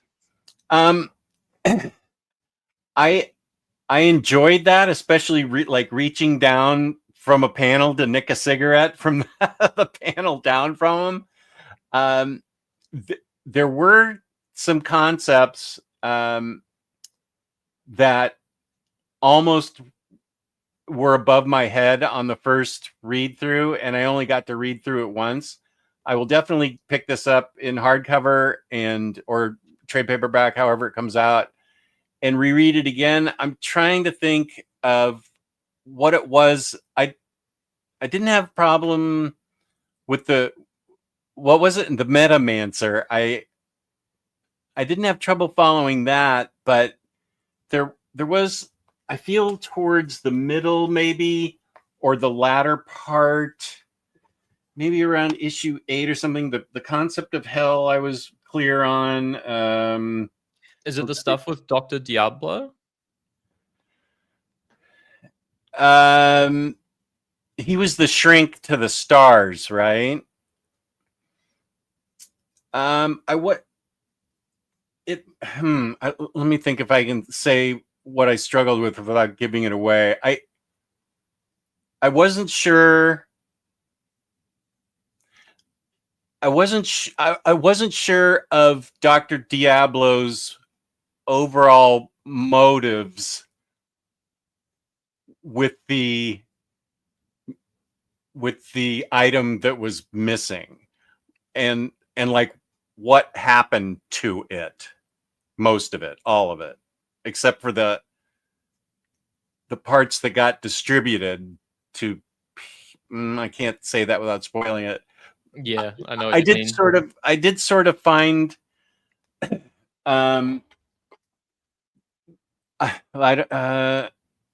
I think we can say the kindly ones show up in this. That's a reference from Sandman, and I need to reread that part about the kindly ones' involvement again, because I feel like some of the kindly ones stuff I wasn't 100% clear on until almost the very end. So I feel like some of that may have gotten by me. Yeah, and me too. And that oh, okay. Yeah, I think it definitely gets it definitely gets very convoluted in the middle, and I think it's the type of thing where, yeah, if I knew it was going to be this cerebral highbrow, I probably would have wanted to reread it before this conversation. I think there's one issue where and this is after the Metamancer shows up, who's it's so hard to explain because it's when you get to all the meta stuff. But I did find it really funny when I think he mentions that he's a comic writer, or he writes comics, Oh, and then yeah. John goes, "Oh, comics, it gets worse," and you can just see him getting a headache from it. And I thought all that was great. But yeah, then I think it might have been part of the extension, but with Dr. Diablo in the next issue, the whole premise of the issue is I had to look up this word, palimpsest, I think is it. I did too. Okay, that makes me feel better because yeah, a lot of this run I think you do need to have a dictionary handy because Siberia obviously has a very wide vocabulary. Yeah. But it basically means things being overridden. And Mhm. when you're reading the story, which is where a character, Dr. Diablo, is talking to John Constantine in the back of a cab, I think. The story is kind of being rewritten at the same time. And Mhm. so I think I need to go back and reread it to properly understand exactly what happened there. Because the story's changing. Like if you notice, his name changes, and then I did go back and flip through a couple panels, and you see when he's retelling the story and he's introducing himself, and he's about to say his name, he almost says a different name. And so yeah, I got a bit lost around that time. But it does pull it back together, and I feel like the ending kind of Yeah. wraps up in a way where I felt like I understand most of the story. I felt like the last issue was a little more grounded. Definitely. Whereas, yeah, okay, that actually makes sense, and I do feel better because I felt like I it's one of those things where it is so you said cerebral and high concept that I that's the kind of thing I don't mind reading 2 or 3 times till I get it. I appreciate that kind of thing, but I think on the first pass through, it was tough for me to digest it, and I will definitely reread the whole thing when I get it in hardcover. Yeah, I don't. I did understand. What's her name again? The Oracle. Oh, Clarice. Clarice. Yeah. I had forgotten her appearance. You said that was in the Warren Ellis run. I believe she was introduced then. Yeah. Okay, that's a good poll for you to remember that, because I haven't. I mean, Hellblazer was the last comic I fully collected all the issues of, and then went back and after I sold them, got the trades. But I had forgotten that. I did understand pretty much all of her story in this. So, and I understood. I put 2 and 2 together for some of the other characters. I'm trying to dance around it so we don't spoil it. I would give this one, whereas I would give the first 2 books 5 out of 5s. I feel like this one, I did love the biting commentary, but I also felt like it did sort of, as you said, feel like it was stretched out a little bit, where it could have been wrapped up sooner. So I don't. I'll have to look at once I get it in book form. That's actually going to be pretty chunky then. 11 issues in one hardcover. That'll be good. I'll reread it again and see, once I understand some things, what a final grade would be. Do you have thoughts on how you'd rate it now, or do you feel like you need to reread it to give it a fair grade? I gave it my experience was that it was a 4-star read this time. I think it suffers from, because in the first run they change artists as well, but I don't think it suffered for it. I think it fit the tone of those issues, whereas this one I think it does affect the reading experience a little bit. I just can't fathom that you would have an issue in Hell and not have Aaron Campbell draw it, who's the main series artist. Because if you have you read Suicide Squad Blaze? By the same team? Yeah. So his stuff is just crazy creepy in that. And if you look at, like, let me see if I can find any panels of when things get particularly nightmarish, especially with Jordi Bellaire's colors as well. There's kind of like an example you might be able to see there. But it's super creepy and gritty looking and dirty and has a lot of energy to it. And I think that was just a mistake. But the rest of his art on this is just amazing. So I really liked that. I think it was a bit jarring because the first one is pretty different. Would you agree? Like tonally? The first series? Yeah. Yeah. Oh yeah. It was I thought both books were brilliant. Let's actually, let me go get them. They're right here.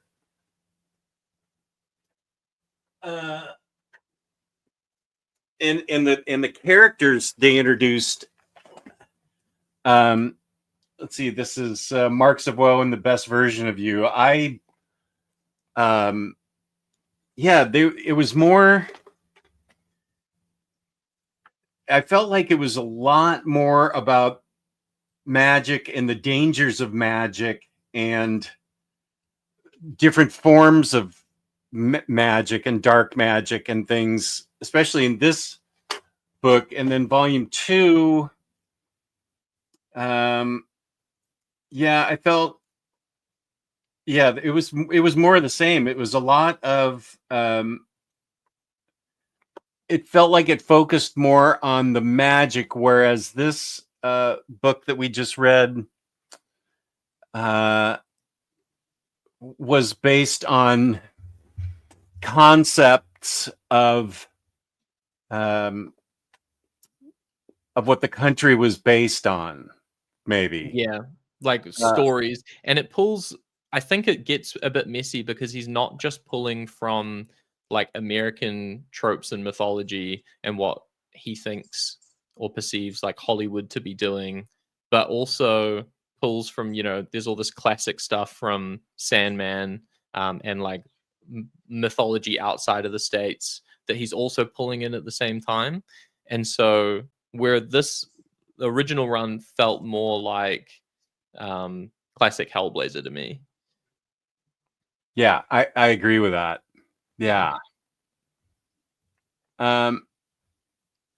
Ryan Lawson, unfortunately, I thought Dead in America was crammed with too many ideas that didn't have a chance to breathe. Was a bit gutted, to be honest.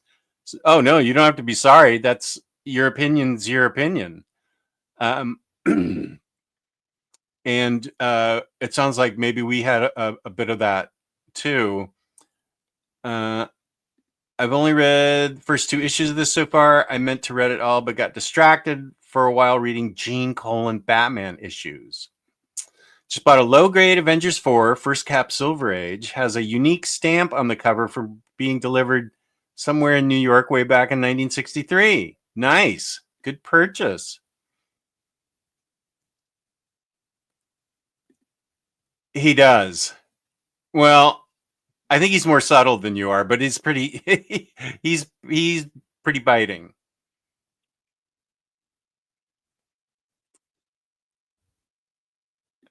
I don't like too preachy comics, but King's Wonder Woman is pretty compelling so far. I agree. I don't know what any of these comments mean from Harvey, so I'll just let them sit there. Okay.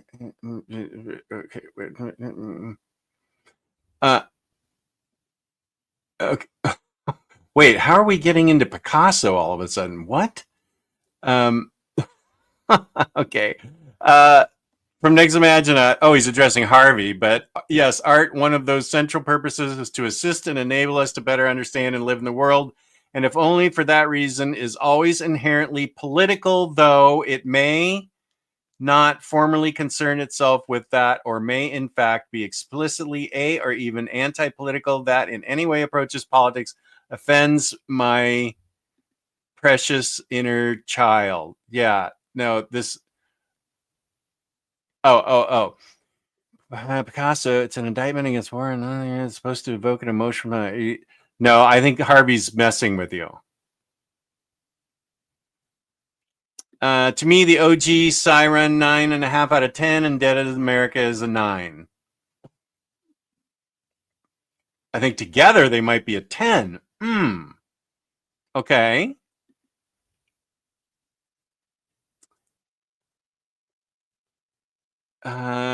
This is interesting. Something in particular that irked me was Noah, the mute gentleman, seems to be drawn completely differently since the last series. Don't know if it's just me. Did you pick up on that?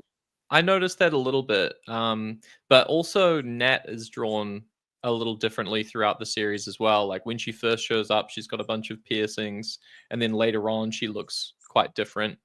So I'm not sure if that's just them trying to show that time is passing, perhaps, or what. Oh. But yeah, I definitely noticed it a little bit with Noah. Yeah, that's what I thought. Okay. Right. I didn't pick up on. I do feel. You know what I did notice? No, now that I think about what he was drawn like at first, this is in the first book. He is completely different than that. But that's, I mean, a character's allowed to get a haircut, allowed to grow and change a little bit. But oh gosh, I remember how much I loved this first book. This is so great. Yeah. So, right, 100%. Yeah, you and Next Imaginaut, you're Goombas. So what else have you read recently that you enjoyed? Oh, that I enjoyed? I read something Yeah. that I didn't enjoy recently. Oh, okay. Well, tell us about that one. That's fine. I had it here ready. So I got in this bad boy, the Mark Millar Swamp Thing omnibus. Mm-hmm. So I read that, and I don't want to be too harsh on Mark Millar because apparently he was only 22 to 25 when he wrote that. So pretty young. So the fact that it's as cohesive and coherent as it is impressive.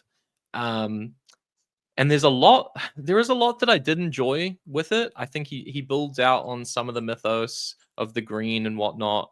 But he puts in that thing that Mark Millar likes to put in a lot of his works that ruin it. You know what I'm talking about. And it's awful when he does it. It's like done in a way that doesn't serve the story. It's just in there for the sake of it to show evil is evil, and I think it really soured a lot of the book for me, unfortunately. I forgot about that part. I haven't read it in a long time. I got the Omni, and it's disappointing. I forgot about that. I know exactly what you're saying, and it seems to be a thing with him. Now, one thing I read by him that doesn't have any of that is the Magic Order from Image. I loved that book, and that doesn't have any of the edgy, weird essay type stuff that has involved. It stuck out in some of his other books. The Magic Order I can 100% recommend, especially the library edition that just has come out for the first 2 trades. The art in that is fantastic, and it deserves to be in a library edition. If you haven't read that, I can wholeheartedly recommend that. Because how much of that have you read? Because there's like 4 trades, I think, now. Is that right? Yeah, I've read all 4. All 4, and all 4 are good? Yeah. They're they're 4 separate stories, sort of, that have a through line through them that get wrapped up in the 4. I thought it got wrapped up in the 4th one, but then it said volume 5 is still going to be continued or something, and it felt like it all got wrapped up. But there's if anything happens in it, it's consensual. And it's very I liked how the magic was used. It's it's a family that is and the young woman ends up, she's sort of like Zatanna. She has a stage show. I like it.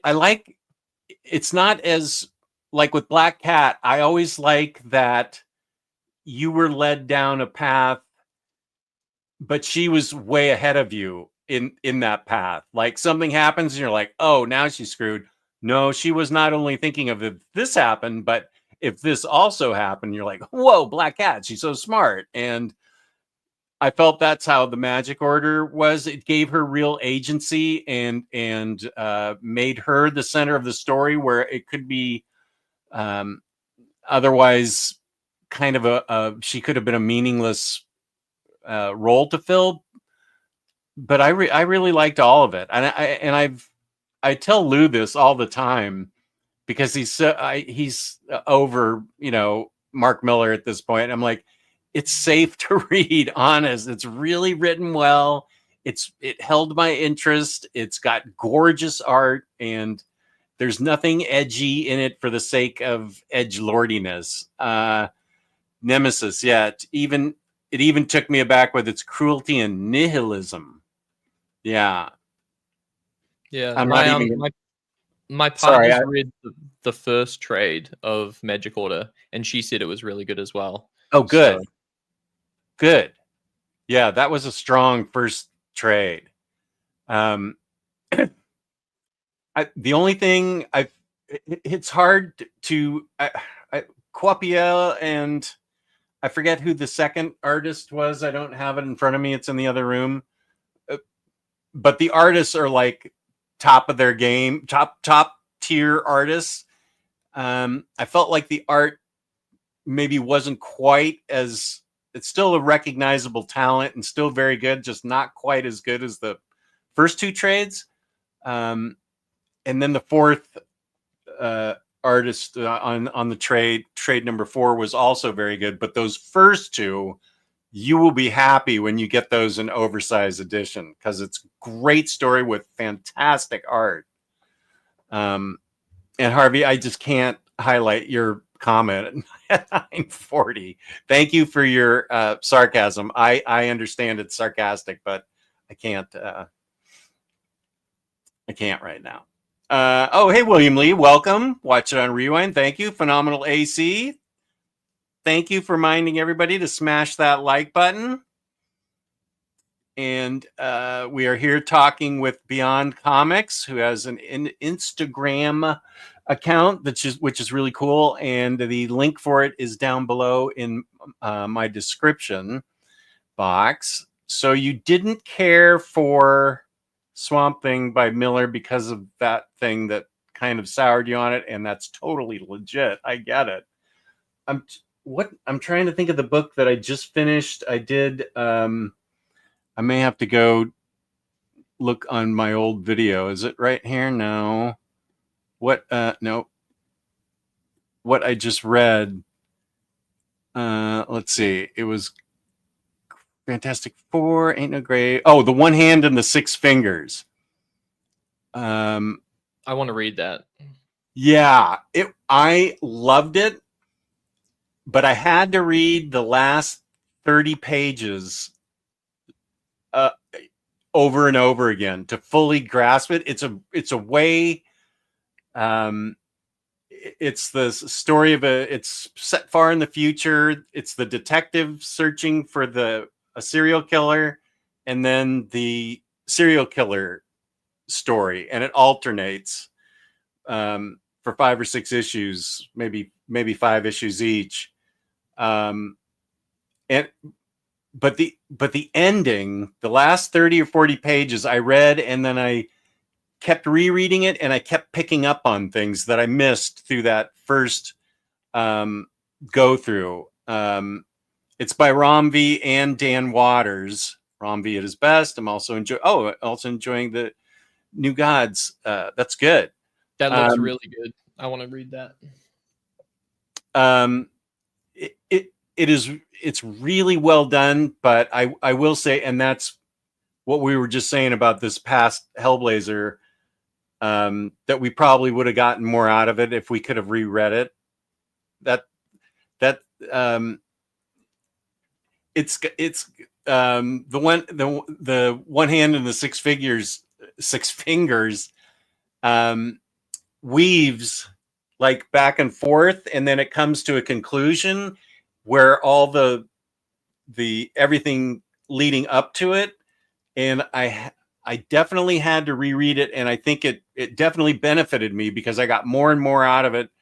I think I reread it 5 times, and I fully understood everything that was going on to the degree that I'm capable of, and thought it was great. I really loved it. Let's see. Does Beyond Comics have a favorite comics run? That's a good question. I don't know if there would just be one. I love Alan Moore's Swamp Thing. I actually really love Philip Kennedy Johnson's Superman run.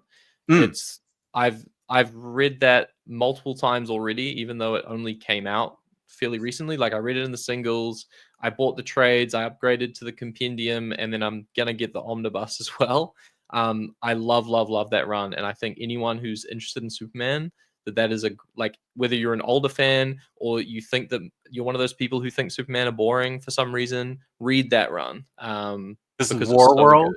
Yeah, War World Saga. Yeah, Jessica and I both loved that run. Yeah, it's just spectacular. I agree. Yeah. Do you have a favorite Batman run? Favorite Batman writers, creators? My favorite creators, Phil Kennedy Johnson's definitely up there. Who else? I like obviously Ed Brubaker. That's a classic one. It tends to change because sometimes, I will read something by a writer and I'll love it, but then I'll read something else by them and I won't like it at all. So, for example, like Cy Spurrier, I adore the first run. I still really like Dead in America, but I was reading his Flash run, and that wasn't it for me. I don't like his version of his style of writing sci-fi. Wasn't for me. I haven't read it yet, so I don't know. Yeah. Let's see. I want to go back to Damn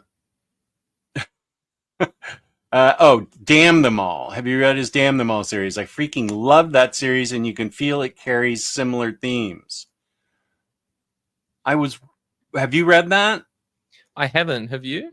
I have not. I was warned away from it because something happens to an animal early on.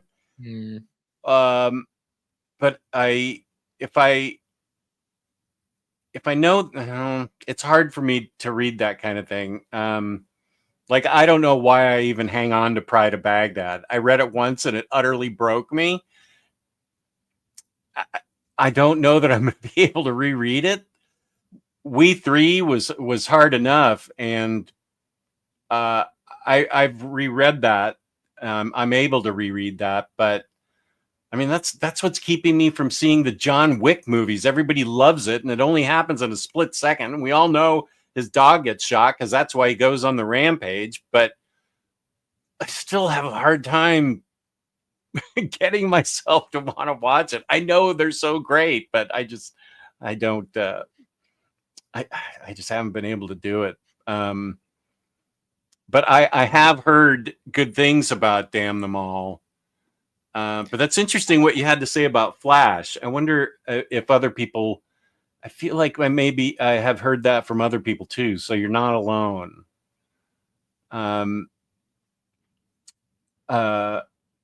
Have you read other Spurrier stuff like The Spire and okay, let's go into the Room of Death, where the death shelf is.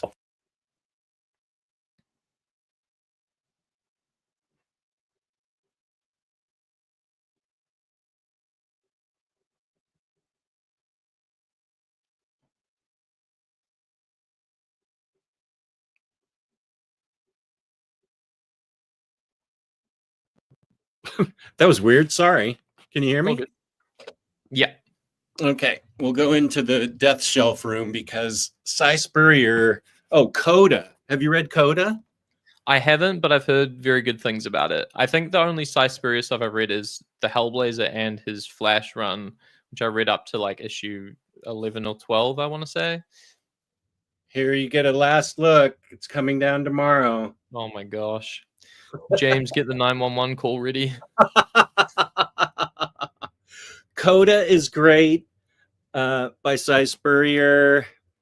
Let's see. I said The Spire. That's also great. I think I read Coda and The Spire. Sorry, I got the lights in. And I said, oh my gosh, I love this Cy Spurrier guy. What else can I read by him? So Coda and let's see.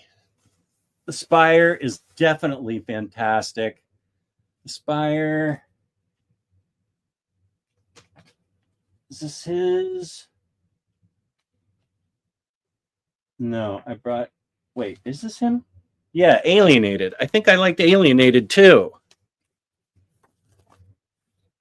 3 kids called Sam, 1 alien bioweapon. Oh, you know what? I don't.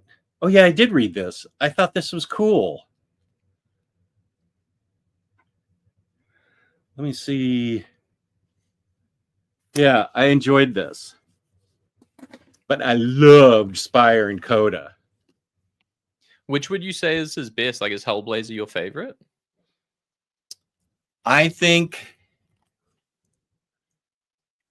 that first, the one we love so much, I think that might be my favorite. The Coda and the Spire are both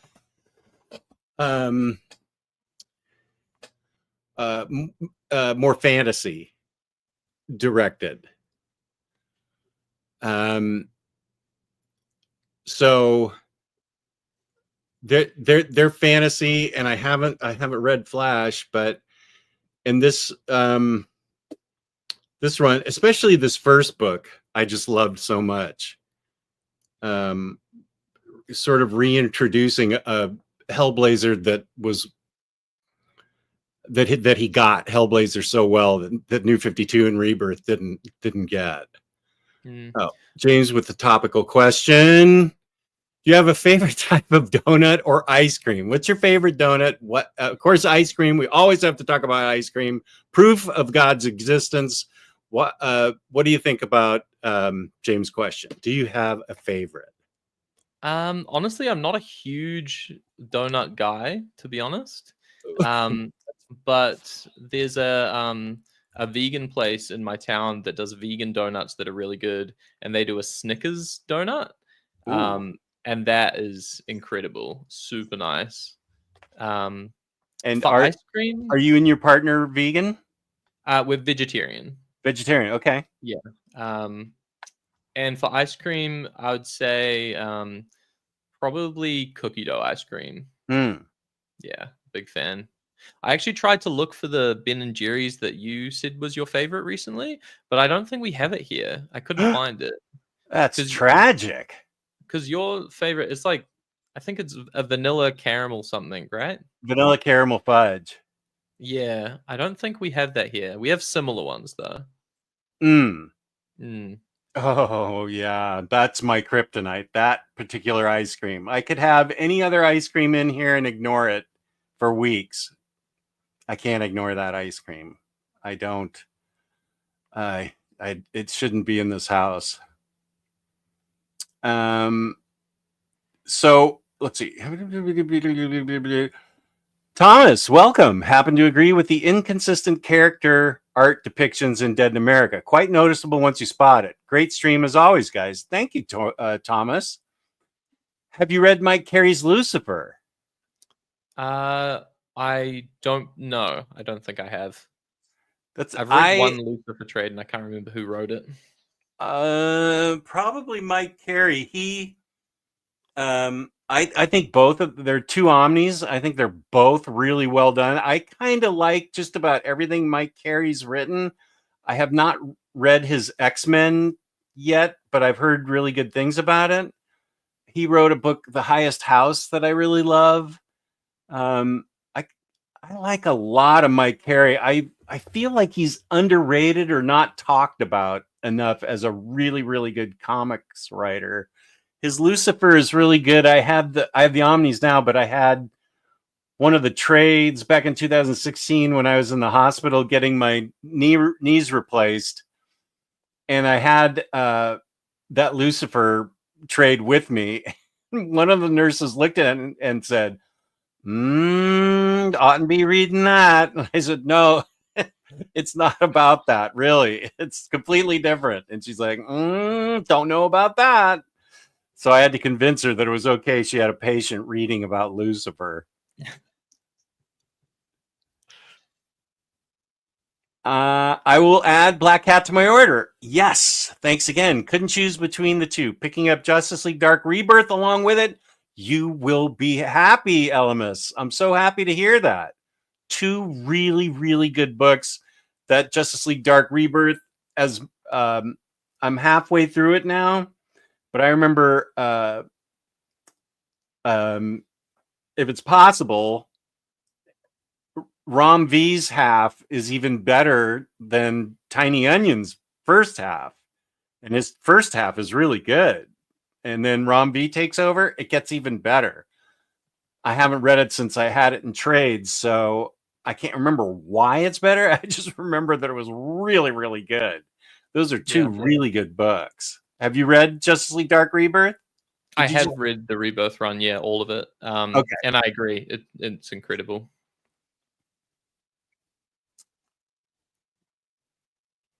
I have not read PKJ's Hulk run yet. Have you? I have. So that's one of the few series I'm collecting in singles still. I'm trying to stop all of them, but I'm trying to run out the few that I have.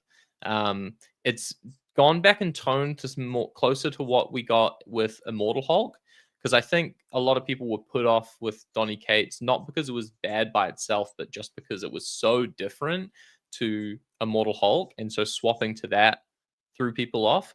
So Philip Kennedy Johnson's gone back to that, and it's basically a monster book. So you've got, Man Thing shows up, Werewolf by Night, and yeah, it's been really good. And Nick Klein's on the art as well for most of the issues, and has been doing a great job.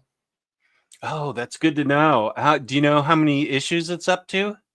I want to say like 10 to 12 or something. I could be wrong. Okay. Maybe there's more, actually.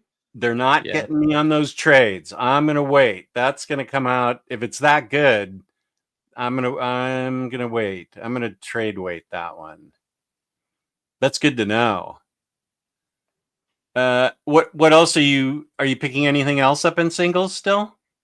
I'm picking up Ultimate Spider-Man, the new one, and that's been really good as well. Marco Caqueto's art is incredible in that. I do agree. A lot of people are saying it's slow paced, which I don't mind. I'm glad. I think it'll read better collected though, because a lot of it is Marco Caqueto's amazing art of people talking in a room.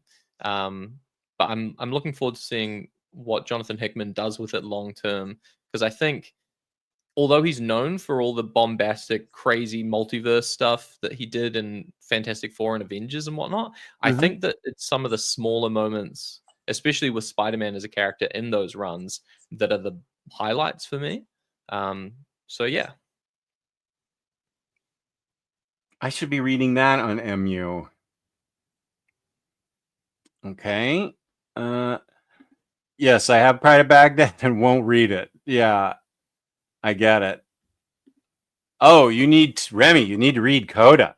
I haven't read the newest trade that's come out, and by newest I mean it came out last year or a couple of years ago, but it came out in an oversized hardcover, and wow, I really had fun with that.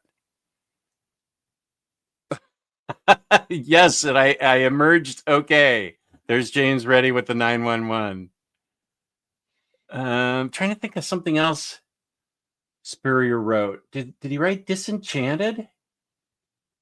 I tried to group. I didn't do a good job with Spurrier stuff. I tried to group like Rucka and Brubaker, their Image stuff all together, and I didn't do a good job. I think he did a series called Disenchanted, and I can't remember what it was about. Okay, good. I feel better. Yeah, read Coda after this. And James is there with the phone just in case. Are you? No, I'm not. I'm glad that people are concerned. That's really nice. That is very nice of people. He did a Dark Crystal series too. I liked it. Oh, okay. Maybe I should have a video, take a video of our taking it apart, so you guys are sure that it's dead. No, it wasn't moving then.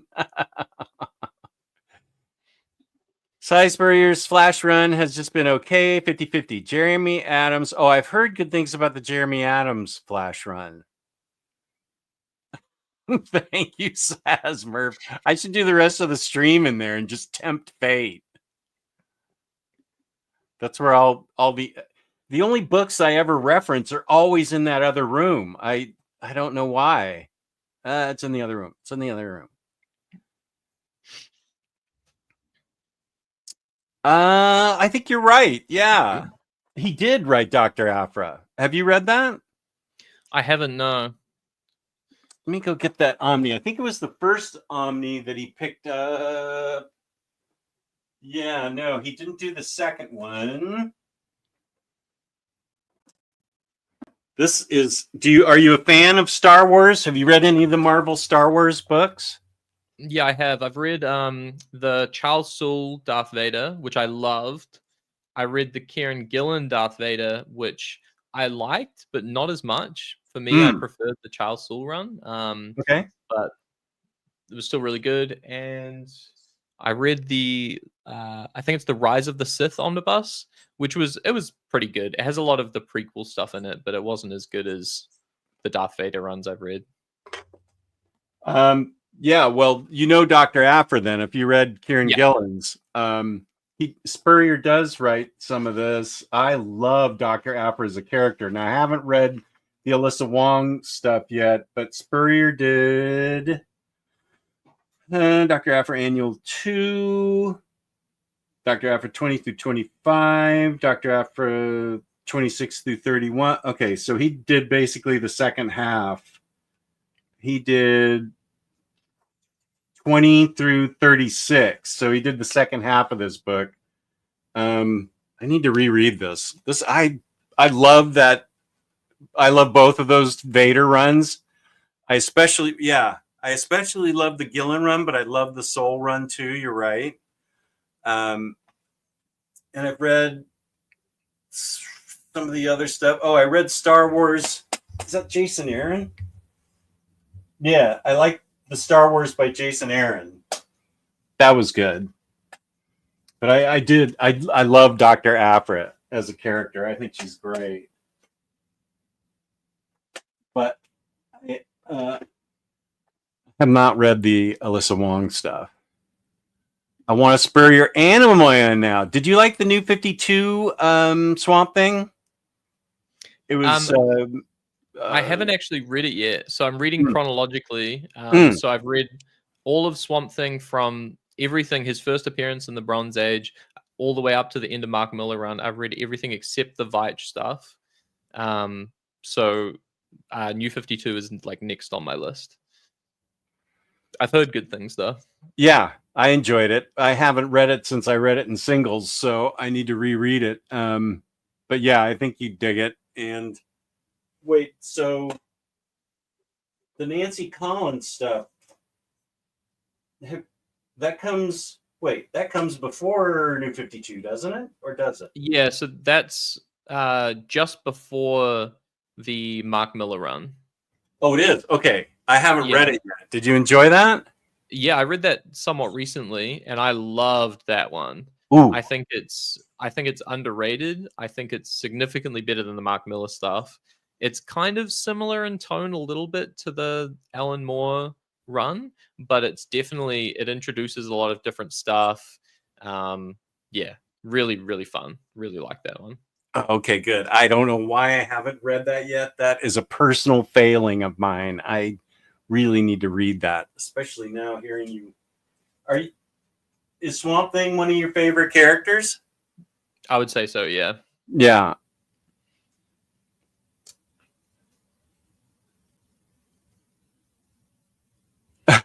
No, he just does. He's just not a big donut guy.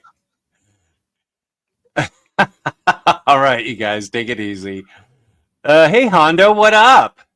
What I miss? Well, this is Beyond Comics, a Kiwi from New Zealand, as Kiwis often are. And he has an Instagram account that he posts a lot of good stuff on. And he is very well read and very knowledgeable, so it's great. Lucifer might be my favorite comic of all time, or the very least a strong contender. That's a pretty high compliment. Yeah, I really dug it. The TV series was nothing like it. Would you say that the Mike Carey run is the place to start? I would think so, yeah. You just need to know. Well, it comes from Sandman, and he's first of the fallen, and he abdicates hell, and it's his adventures on Earth. And that's all you need to really know, I would think. That actually reminds me, have you read any of the other titles that were in that Sandman universe as Cyspria, the ones that have this like label? Because I think they did a Lucifer as well, didn't they? They did. Let me go back. Oh, you might have muted yourself. Yeah, I keep unplugging this microphone. It's actually on the Shelf of Death. And James, if you could link, I did a review. Oh boy, this is a while ago, maybe 2021. My review of everything that had come out. Let's see. I have some bat figures in here. Yeah, Lucifer. That was by Dan Waters. I remember I liked it. That was 4 trades. The Dreaming. Oh. The Dreaming. The first one was by Spurrier. And then G. Willow Wilson. And then Spurrier again. And then The Dreaming. Then okay, wait. Batman, take a break. Okay, this is a McFarlane. Oh, I hate McFarlane Build-A-Figures. They are terrible. Okay. The Dreaming. Yeah, Spurrier did 3 out of 4 of them. House of Whispers. I thought that was pretty good, but I didn't think it was great, if I recall correctly. Well, I have to take these figures down anyway. And I have to take these books out anyway. So let's see. The Dreaming.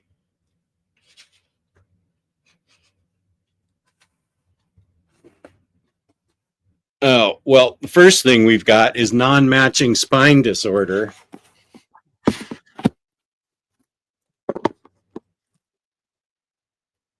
Oh, no. What the heck, DC? And they're bringing Vertigo back, right? So yeah, going back to it. The Dreaming Waking Hours, G. Willow Wilson.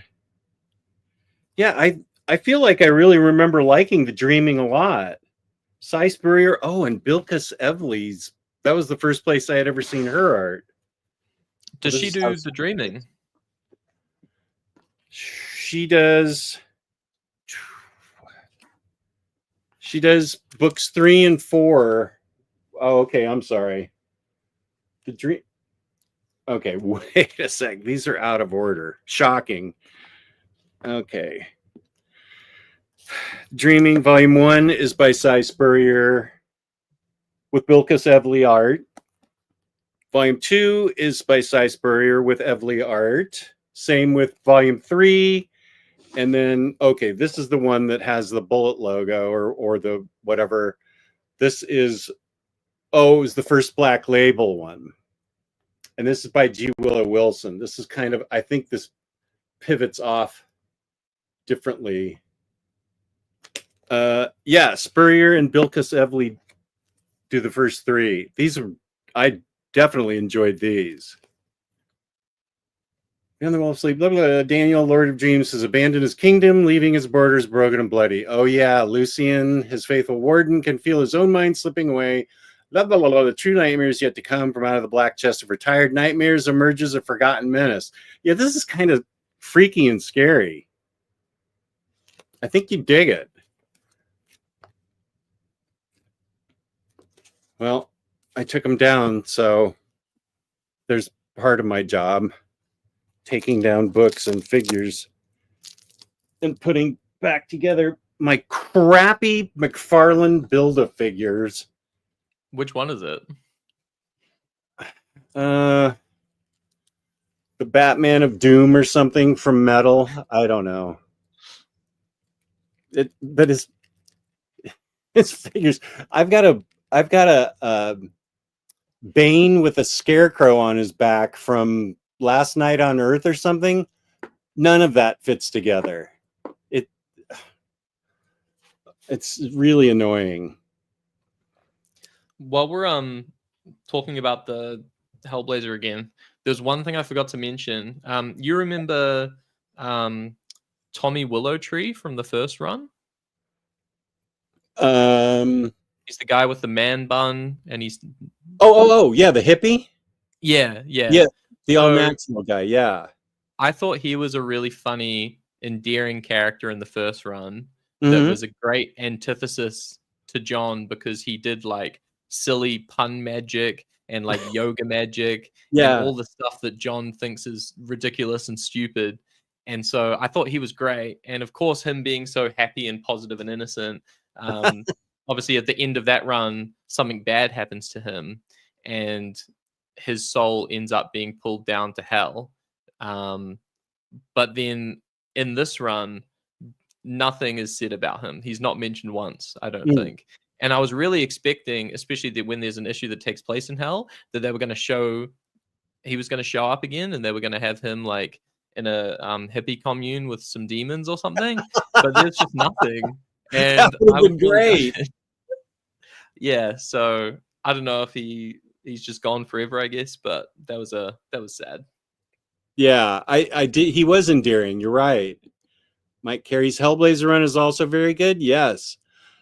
Here's Lars. The best run of Hellblazer must be Azzarello's run.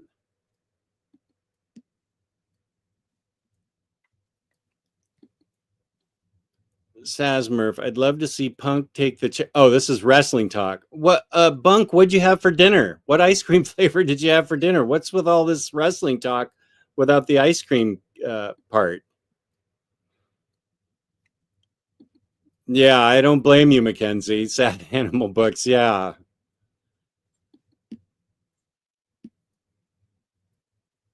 Okay, more wrestling talk. More wrestling talk.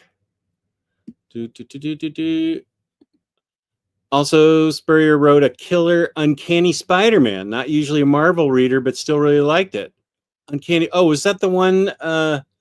Uncanny Spider-Man. Is that with Nightcrawler as Spider-Man? I feel like I might own that somewhere. Okay, then there's. I'm just going to leave my mic unplugged since I keep coming back in here to tempt fate. I gotta get my figures off of there. I definitely have that Uncanny, but I haven't read it because it's part of the second half of my Krakoa run, I think. Are you an X-Man fan at all? Not really. Mhm. It seems a little bit daunting as a Yeah. fairly casual Marvel reader compared with DC. I look at all of the X-Men and it's just a lot. I It's over. own the Ultimate X-Men, the first two Omnis. I just realized I think Mark Millar writes some of that, so hopefully I enjoy that. But I haven't started them yet. I think he might write some of the Ultimate Fantastic Four too. I think you're right. Yeah. Um, yeah, not planetary, authority. The part he wrote after Ellis's was a hard pivot. Oofa. And it's a shame too, because I actually think that the start of his run in Authority, I actually really liked. Mhm. Where there's another, I've read that years ago at this point, but there's another character who gains the powers of the Doctor, and it's only for like, it's like a minute or something, or maybe it's even seconds. I can't remember, but it's a really short amount of time.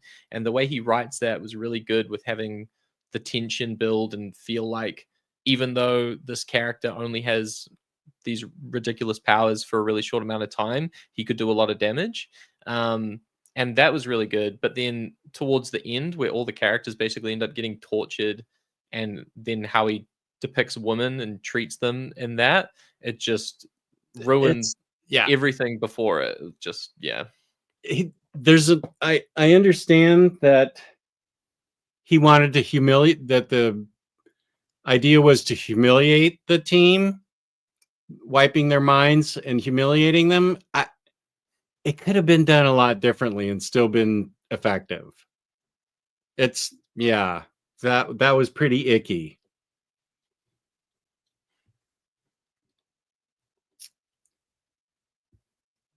I have not read Crossed. Wish You Were Here. Is as brilliant as he gets, possibly his greatest work.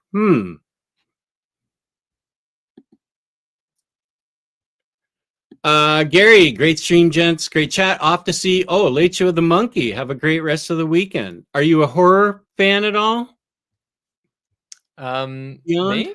Yeah. Not too much, but I did see Nosferatu, if that counts, recently. And I loved that. That was great. Hmm. The new one. Have you seen it? I haven't. No. That's good to Yeah, know you loved it. it's really good. Yeah. Yeah, no, I haven't seen it yet. But I know Lou wants to see the monkey.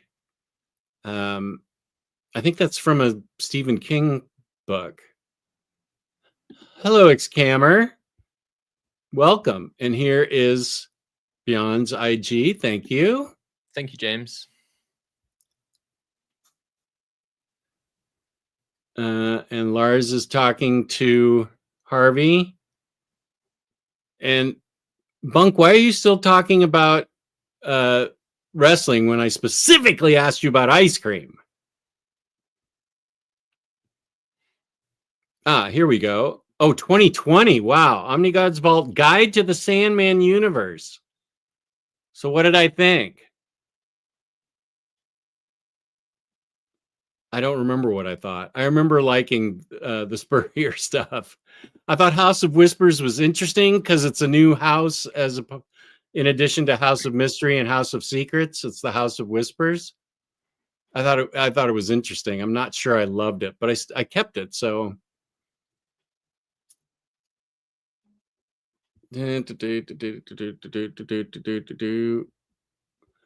aside from Wonder Woman and The Flash, really enjoying books from DC all in, especially the Superman, Super Family titles, Superman Action Comics. Oh yeah, Superman World's Finest, Superman Batman's World's Finest. Super excited for DC and all in. Yeah.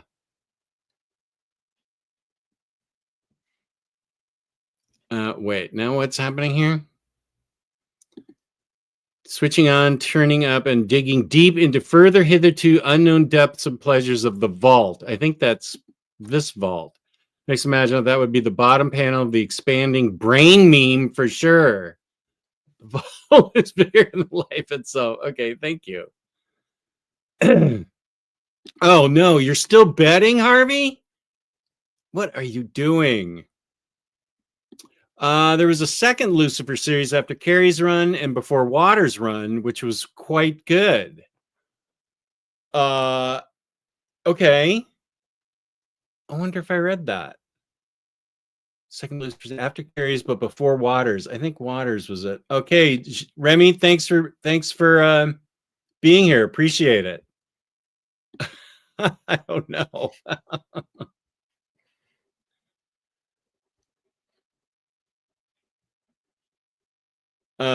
Wait. Okay, wait. There was one thing. Is Bunk going to WrestleMania? Took my wife to SummerSlam here in Cleveland last year. She loved it. It was her idea to go to WrestleMania. And that's nice to hear. Glad to hear she's a keeper. What did she have for dinner? What ice cream did she have for dinner? Have you read any Brayfogle Batman? I actually don't think I have. I did just read the Murderer Fugitive Omni as well. I did really enjoy that though. That was really good. Yeah, I need to reread that. Super Laugh Hard sent me those Eagle Moss editions, and I really need to read those. What are some have you ventured into Image at all? Any Image comics that you dig? I have been reading. I've read all of Criminal, and now they're putting out more Criminal, which is cool. I've got the Chew editions, and I've read Volume 1, and so that's also on my list soon to read the rest of that because I've got the rest of them. I haven't been doing a lot of independent reading lately, to be honest. I read The Good Asian a while back. I found that was okay, but I think you might have done a crime show with Minister of Comics about it, possibly a while back when it came out. I think we felt it like was 2/3 really good, and then the last third really fell off for us.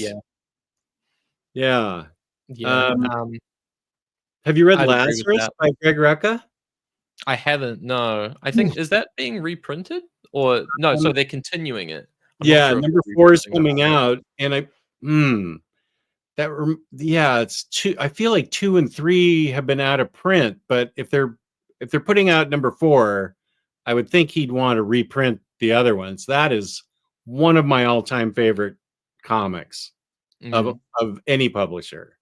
Yeah, I've read a lot of his Batman stuff lately in my Batman read through, and yeah, I'm a big fan of Rucka. Yeah, you will definitely dig Lazarus. I haven't heard anybody that hasn't been completely wowed by it.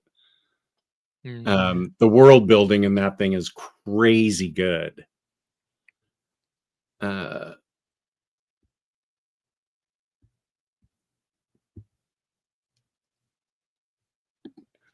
Oh, Johnny from Finland. I'm etching spine disorder and there is no cure. One has to somehow learn to live with it. Yeah, DC can also have books in a series with 2 different cover types disease, both hard and soft. Johnny, while you're here, let's go back into the shelf room of death. I forget what the Shazam books are you want me to read. Because, let's see, I've got... Is it Shazam, the Jeff Johns one, and Superman Shazam?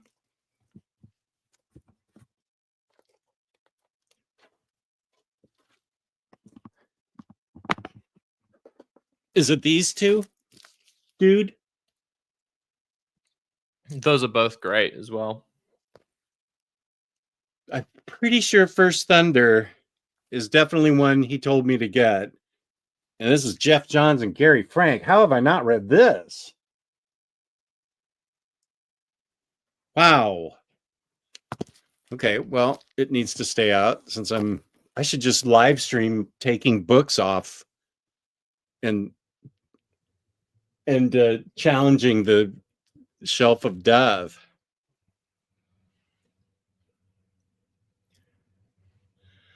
Was it Nosferatu's director's cut that just dropped? Is that what you saw, or did you see it out in the theater? I saw it in the theater, but I think that they did mention that it was going to have an extended cut when it came out physically or on digital, I think. So I might have to check that out. I'm not sure if it's a massive difference, but Next Imaginaut would know. Should I wait for the director's cut to see, or can I just go just watch whatever's out there? I know Next Imaginaut has an opinion on that. Peter asks, is Annihilation a must-own Omni for a collector? I'm on the fence about pre-ordering. I have thoughts. That's part of the 5 Omni Cosmic Saga from Marvel. Let's see. It goes Annihilation, which I thought was okay. And then there was Annihilation Conquest, which I thought was great. Then it was the 3rd book, which I think was Road to the War of Kings or something. Then there's War of Kings, and there's Realm of Kings. I don't know. But that's when I ran into the Darkhawk ridiculously dumb story in the middle of it, and it made me quit reading the whole thing. So I'm not unbiased. If you get Annihilation, you should also get Annihilation Conquest. Those 2 books are really good, and that's where I should have stopped. I was really excited to read the rest of it, but boy, I hit a wall with that Darkhawk stuff. It just ruined the whole experience for me. So it depends on how much you like Marvel Cosmic. I finally made the decision that I couldn't handle in my brain 2 cosmic universes, Marvel's and DC's. So I just stuck to the DC cosmic universe. If you love Marvel's cosmic universe, then it is a must own, and you should read the whole thing. I couldn't make it through. That's just me, though. You talk to Very Fine Condition, and he'll tell you that's the 5 greatest Omnis he's read that aren't X-Men, probably.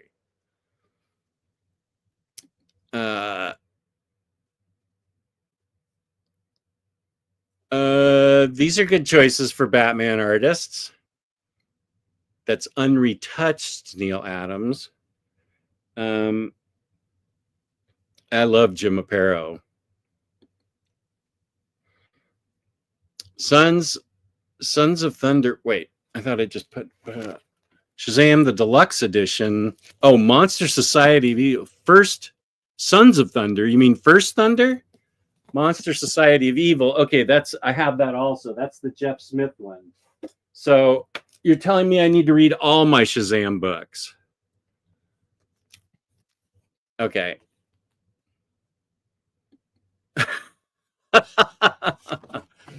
How do you feel now when I'm standing right next to it? oh my gosh.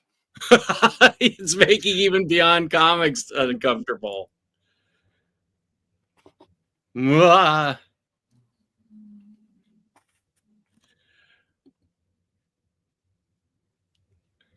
Haven't caught up with it myself yet, but the Nosferatu director's cut supposedly dropped yesterday on either Peacock or Paramount Plus. I have both of those for some reason.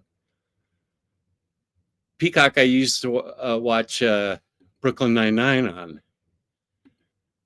I think you can just get the first 2. That's what I said. Nice. Good, Sasmurf. I'm glad you agree. Extended cut, only 4 minutes longer. What if it's the greatest 4 minutes in the history of cinema, though?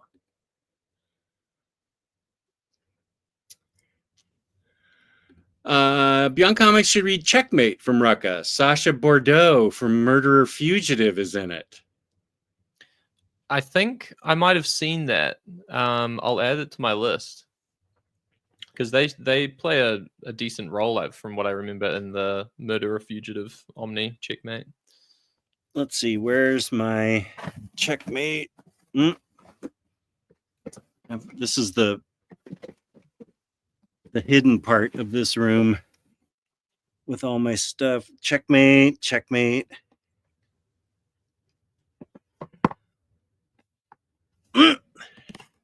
Sitting on my stack of goiter here.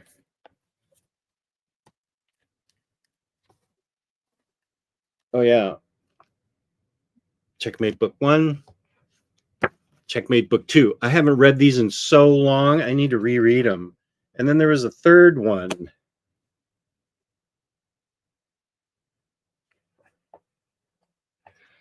Checkmate, fall off the wall. Fall of the wall. The wall comes tumbling down. Countdown to final crisis. Thank you in advance for the omnibus, Jess. Sorry? I said thank you in advance for the omnibus.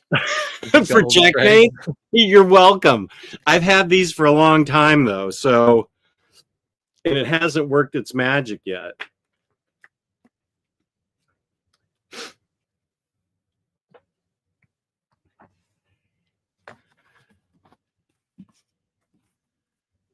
Casa de Finch says Breyfogle doesn't get enough credit. I think that might be Harvey's favorite character, artist. I'm standing here again. First Thunder, okay. And Monster Side of Evil is when Kristen and Reed also liked. Okay. Good. I don't know why I'm bothering going into this other room because everything we're talking about is in the other room.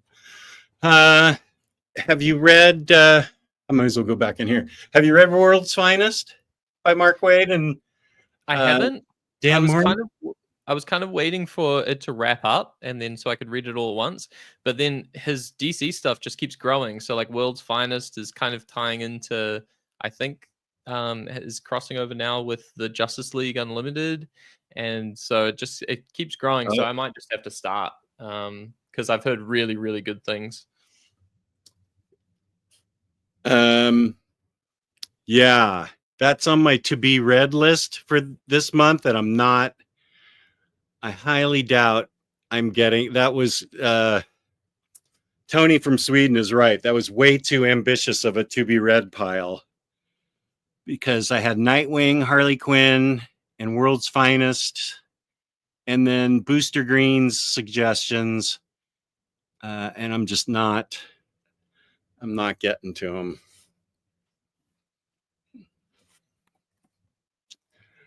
Yeah, Peter, we can talk about that. We talked about it a little earlier. We can both riff on it. I enjoyed it. I thought it was, I thought it was very enjoyable. I was interested the whole time. It has consequences. I agree with what Liam said about oh shoot, what's his name? The original Captain America, Isaiah Bradley. Isaiah Bradley. He doesn't. They use him effectively, but there's not enough of him. I thought that I liked the setup. I liked the villain. I liked how it worked. I didn't pick up on the CGI stuff that people didn't. I didn't pick up on that CGI stuff that the people were saying they didn't like. Yeah, I was still entertained. Yeah, and felt paying for my ticket. Yeah, that end credit though. I mean, did you think that was a waste of time too? I mean, nothing was given. I was kind of indifferent about it. I liked it enough but I feel like if you hadn't read the comics, then you might be like not understand the ramifications. But it sounds like I'm gonna spoil it a little bit here, so people, if there's any viewers who don't want to know, block your ears and la la la. Yeah. So it basically teases the incursions that happen in Jonathan Hickman's Avengers run. Oh, that's where it was leading. Well, that was my interpretation anyway, because he says, after all, we're from the same world. The leader does, and implies that there are different worlds, basically. And I think that was a highlight of Hickman's Avengers run, when the incursions are happening and they're having to make decisions about, like, do we save our world by killing theirs, and vice versa, like. And so I'm interested to see how they handle it and how it plays out. Okay, then full disclosure, I misunderstood it. I'm like, what other worlds? I mean, they've had other worlds, like throughout this whole Avengers thing. We've seen other worlds, so that's in the incursion world. Okay, and so that's where we're headed for. I actually don't know where we're headed. We're headed for like Ultimate versus 616 colliding, something like that, I think. So originally they were meant to be doing the Kang Dynasty movie, and right. Everything was building up to him, and then stuff happened with the actor and they scrapped it, from what I can tell, and pivoted. So now I think the next Avengers movie is Avengers Doomsday, where there's somehow going to be a Robert Downey Jr. version of Doctor Doom, and then after that leads into Secret Wars. Oh, okay. I think I've just had Superman on the brain. I hadn't thought about any MCU movie.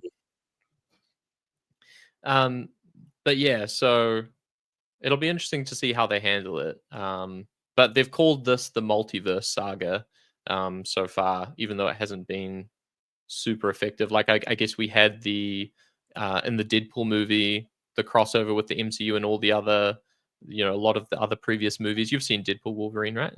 Yeah, I loved it. Yeah. Yeah. Okay. I loved the appearance of well, who hasn't seen it by now? If you haven't seen it, I love the appearance of all those characters that we see.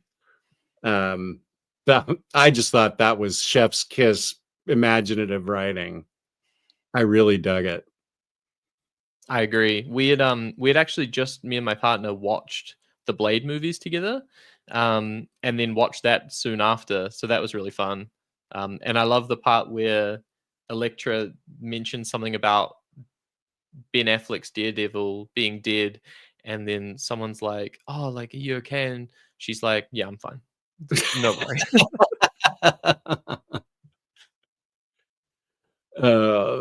That's funny. That whole movie was good, I thought.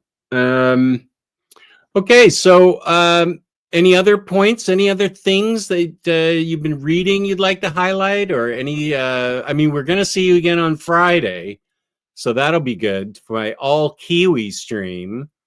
Well, I was going to mention, so this book, the collected edition, the hardcover for Dead in America, which I do still recommend if you did enjoy the first run, comes out this week, this coming week. And if people want to purchase said book, where can they get that, Omnidog? Thank you. Wow, you're doing a better job than I am. Thank you very much. You can get it at Organic Price Books, $2 off with code Omnidog, or big savings, 5% off. 5% off's a lot if you're having 4 more books shipped together with code Omnidog Sit. Thank you very much, Beyond Comics. Great job segueing in there. Thank you. And we will see you again with Batmantha and Peter M. this coming Friday. I think we said 8 p.m. my time, correct? I would have to double check. I think it was Saturday for me. But yeah, I'm looking forward to it. Oh, it's definitely Saturday for you. Yeah. My time, it's Friday at 8. So it'd be similar. We started at 8 my time tonight. Yeah. James doing the Lord's work as far as the tags are concerned. Thank you, James. There's my Discord, and in my description box, there's a link to go to Beyond Comics Instagram. There's also a link for my Discord, my Blue Sky, my Instagram, which I have totally been ignoring, and I said I was going to get better at, and I've taken pictures and just haven't posted them. So I definitely need to get better at that. But this has been great getting to meet you. What a great guest you were. What a great guy you are. What a great partner you have. What a great donut-filled country you live in. Peace and love to New Zealand. I'm very happy to have you on. And we'll see you again next Friday, my time, Saturday, your time. And I will take steps to coordinate with all four of us, through email. Yeah, I'm looking forward to it. Thank you so much for having me. Oh, it's been great having you. And thank you, Kane, for watching. Appreciate the chat. The chat was great as usual. No, this is not correct, but it would be great. Thank you to the chat. You guys have been wonderful. Peace and love. Peace and love. And I believe I have Patreon tomorrow with Lou at 1, and then Omni Bros at 8 on Monday. So peace and love. Peace and love. Thank you guys for watching. It means everything to us. We appreciate it. And I will use my theme song to play us out. Peace and love.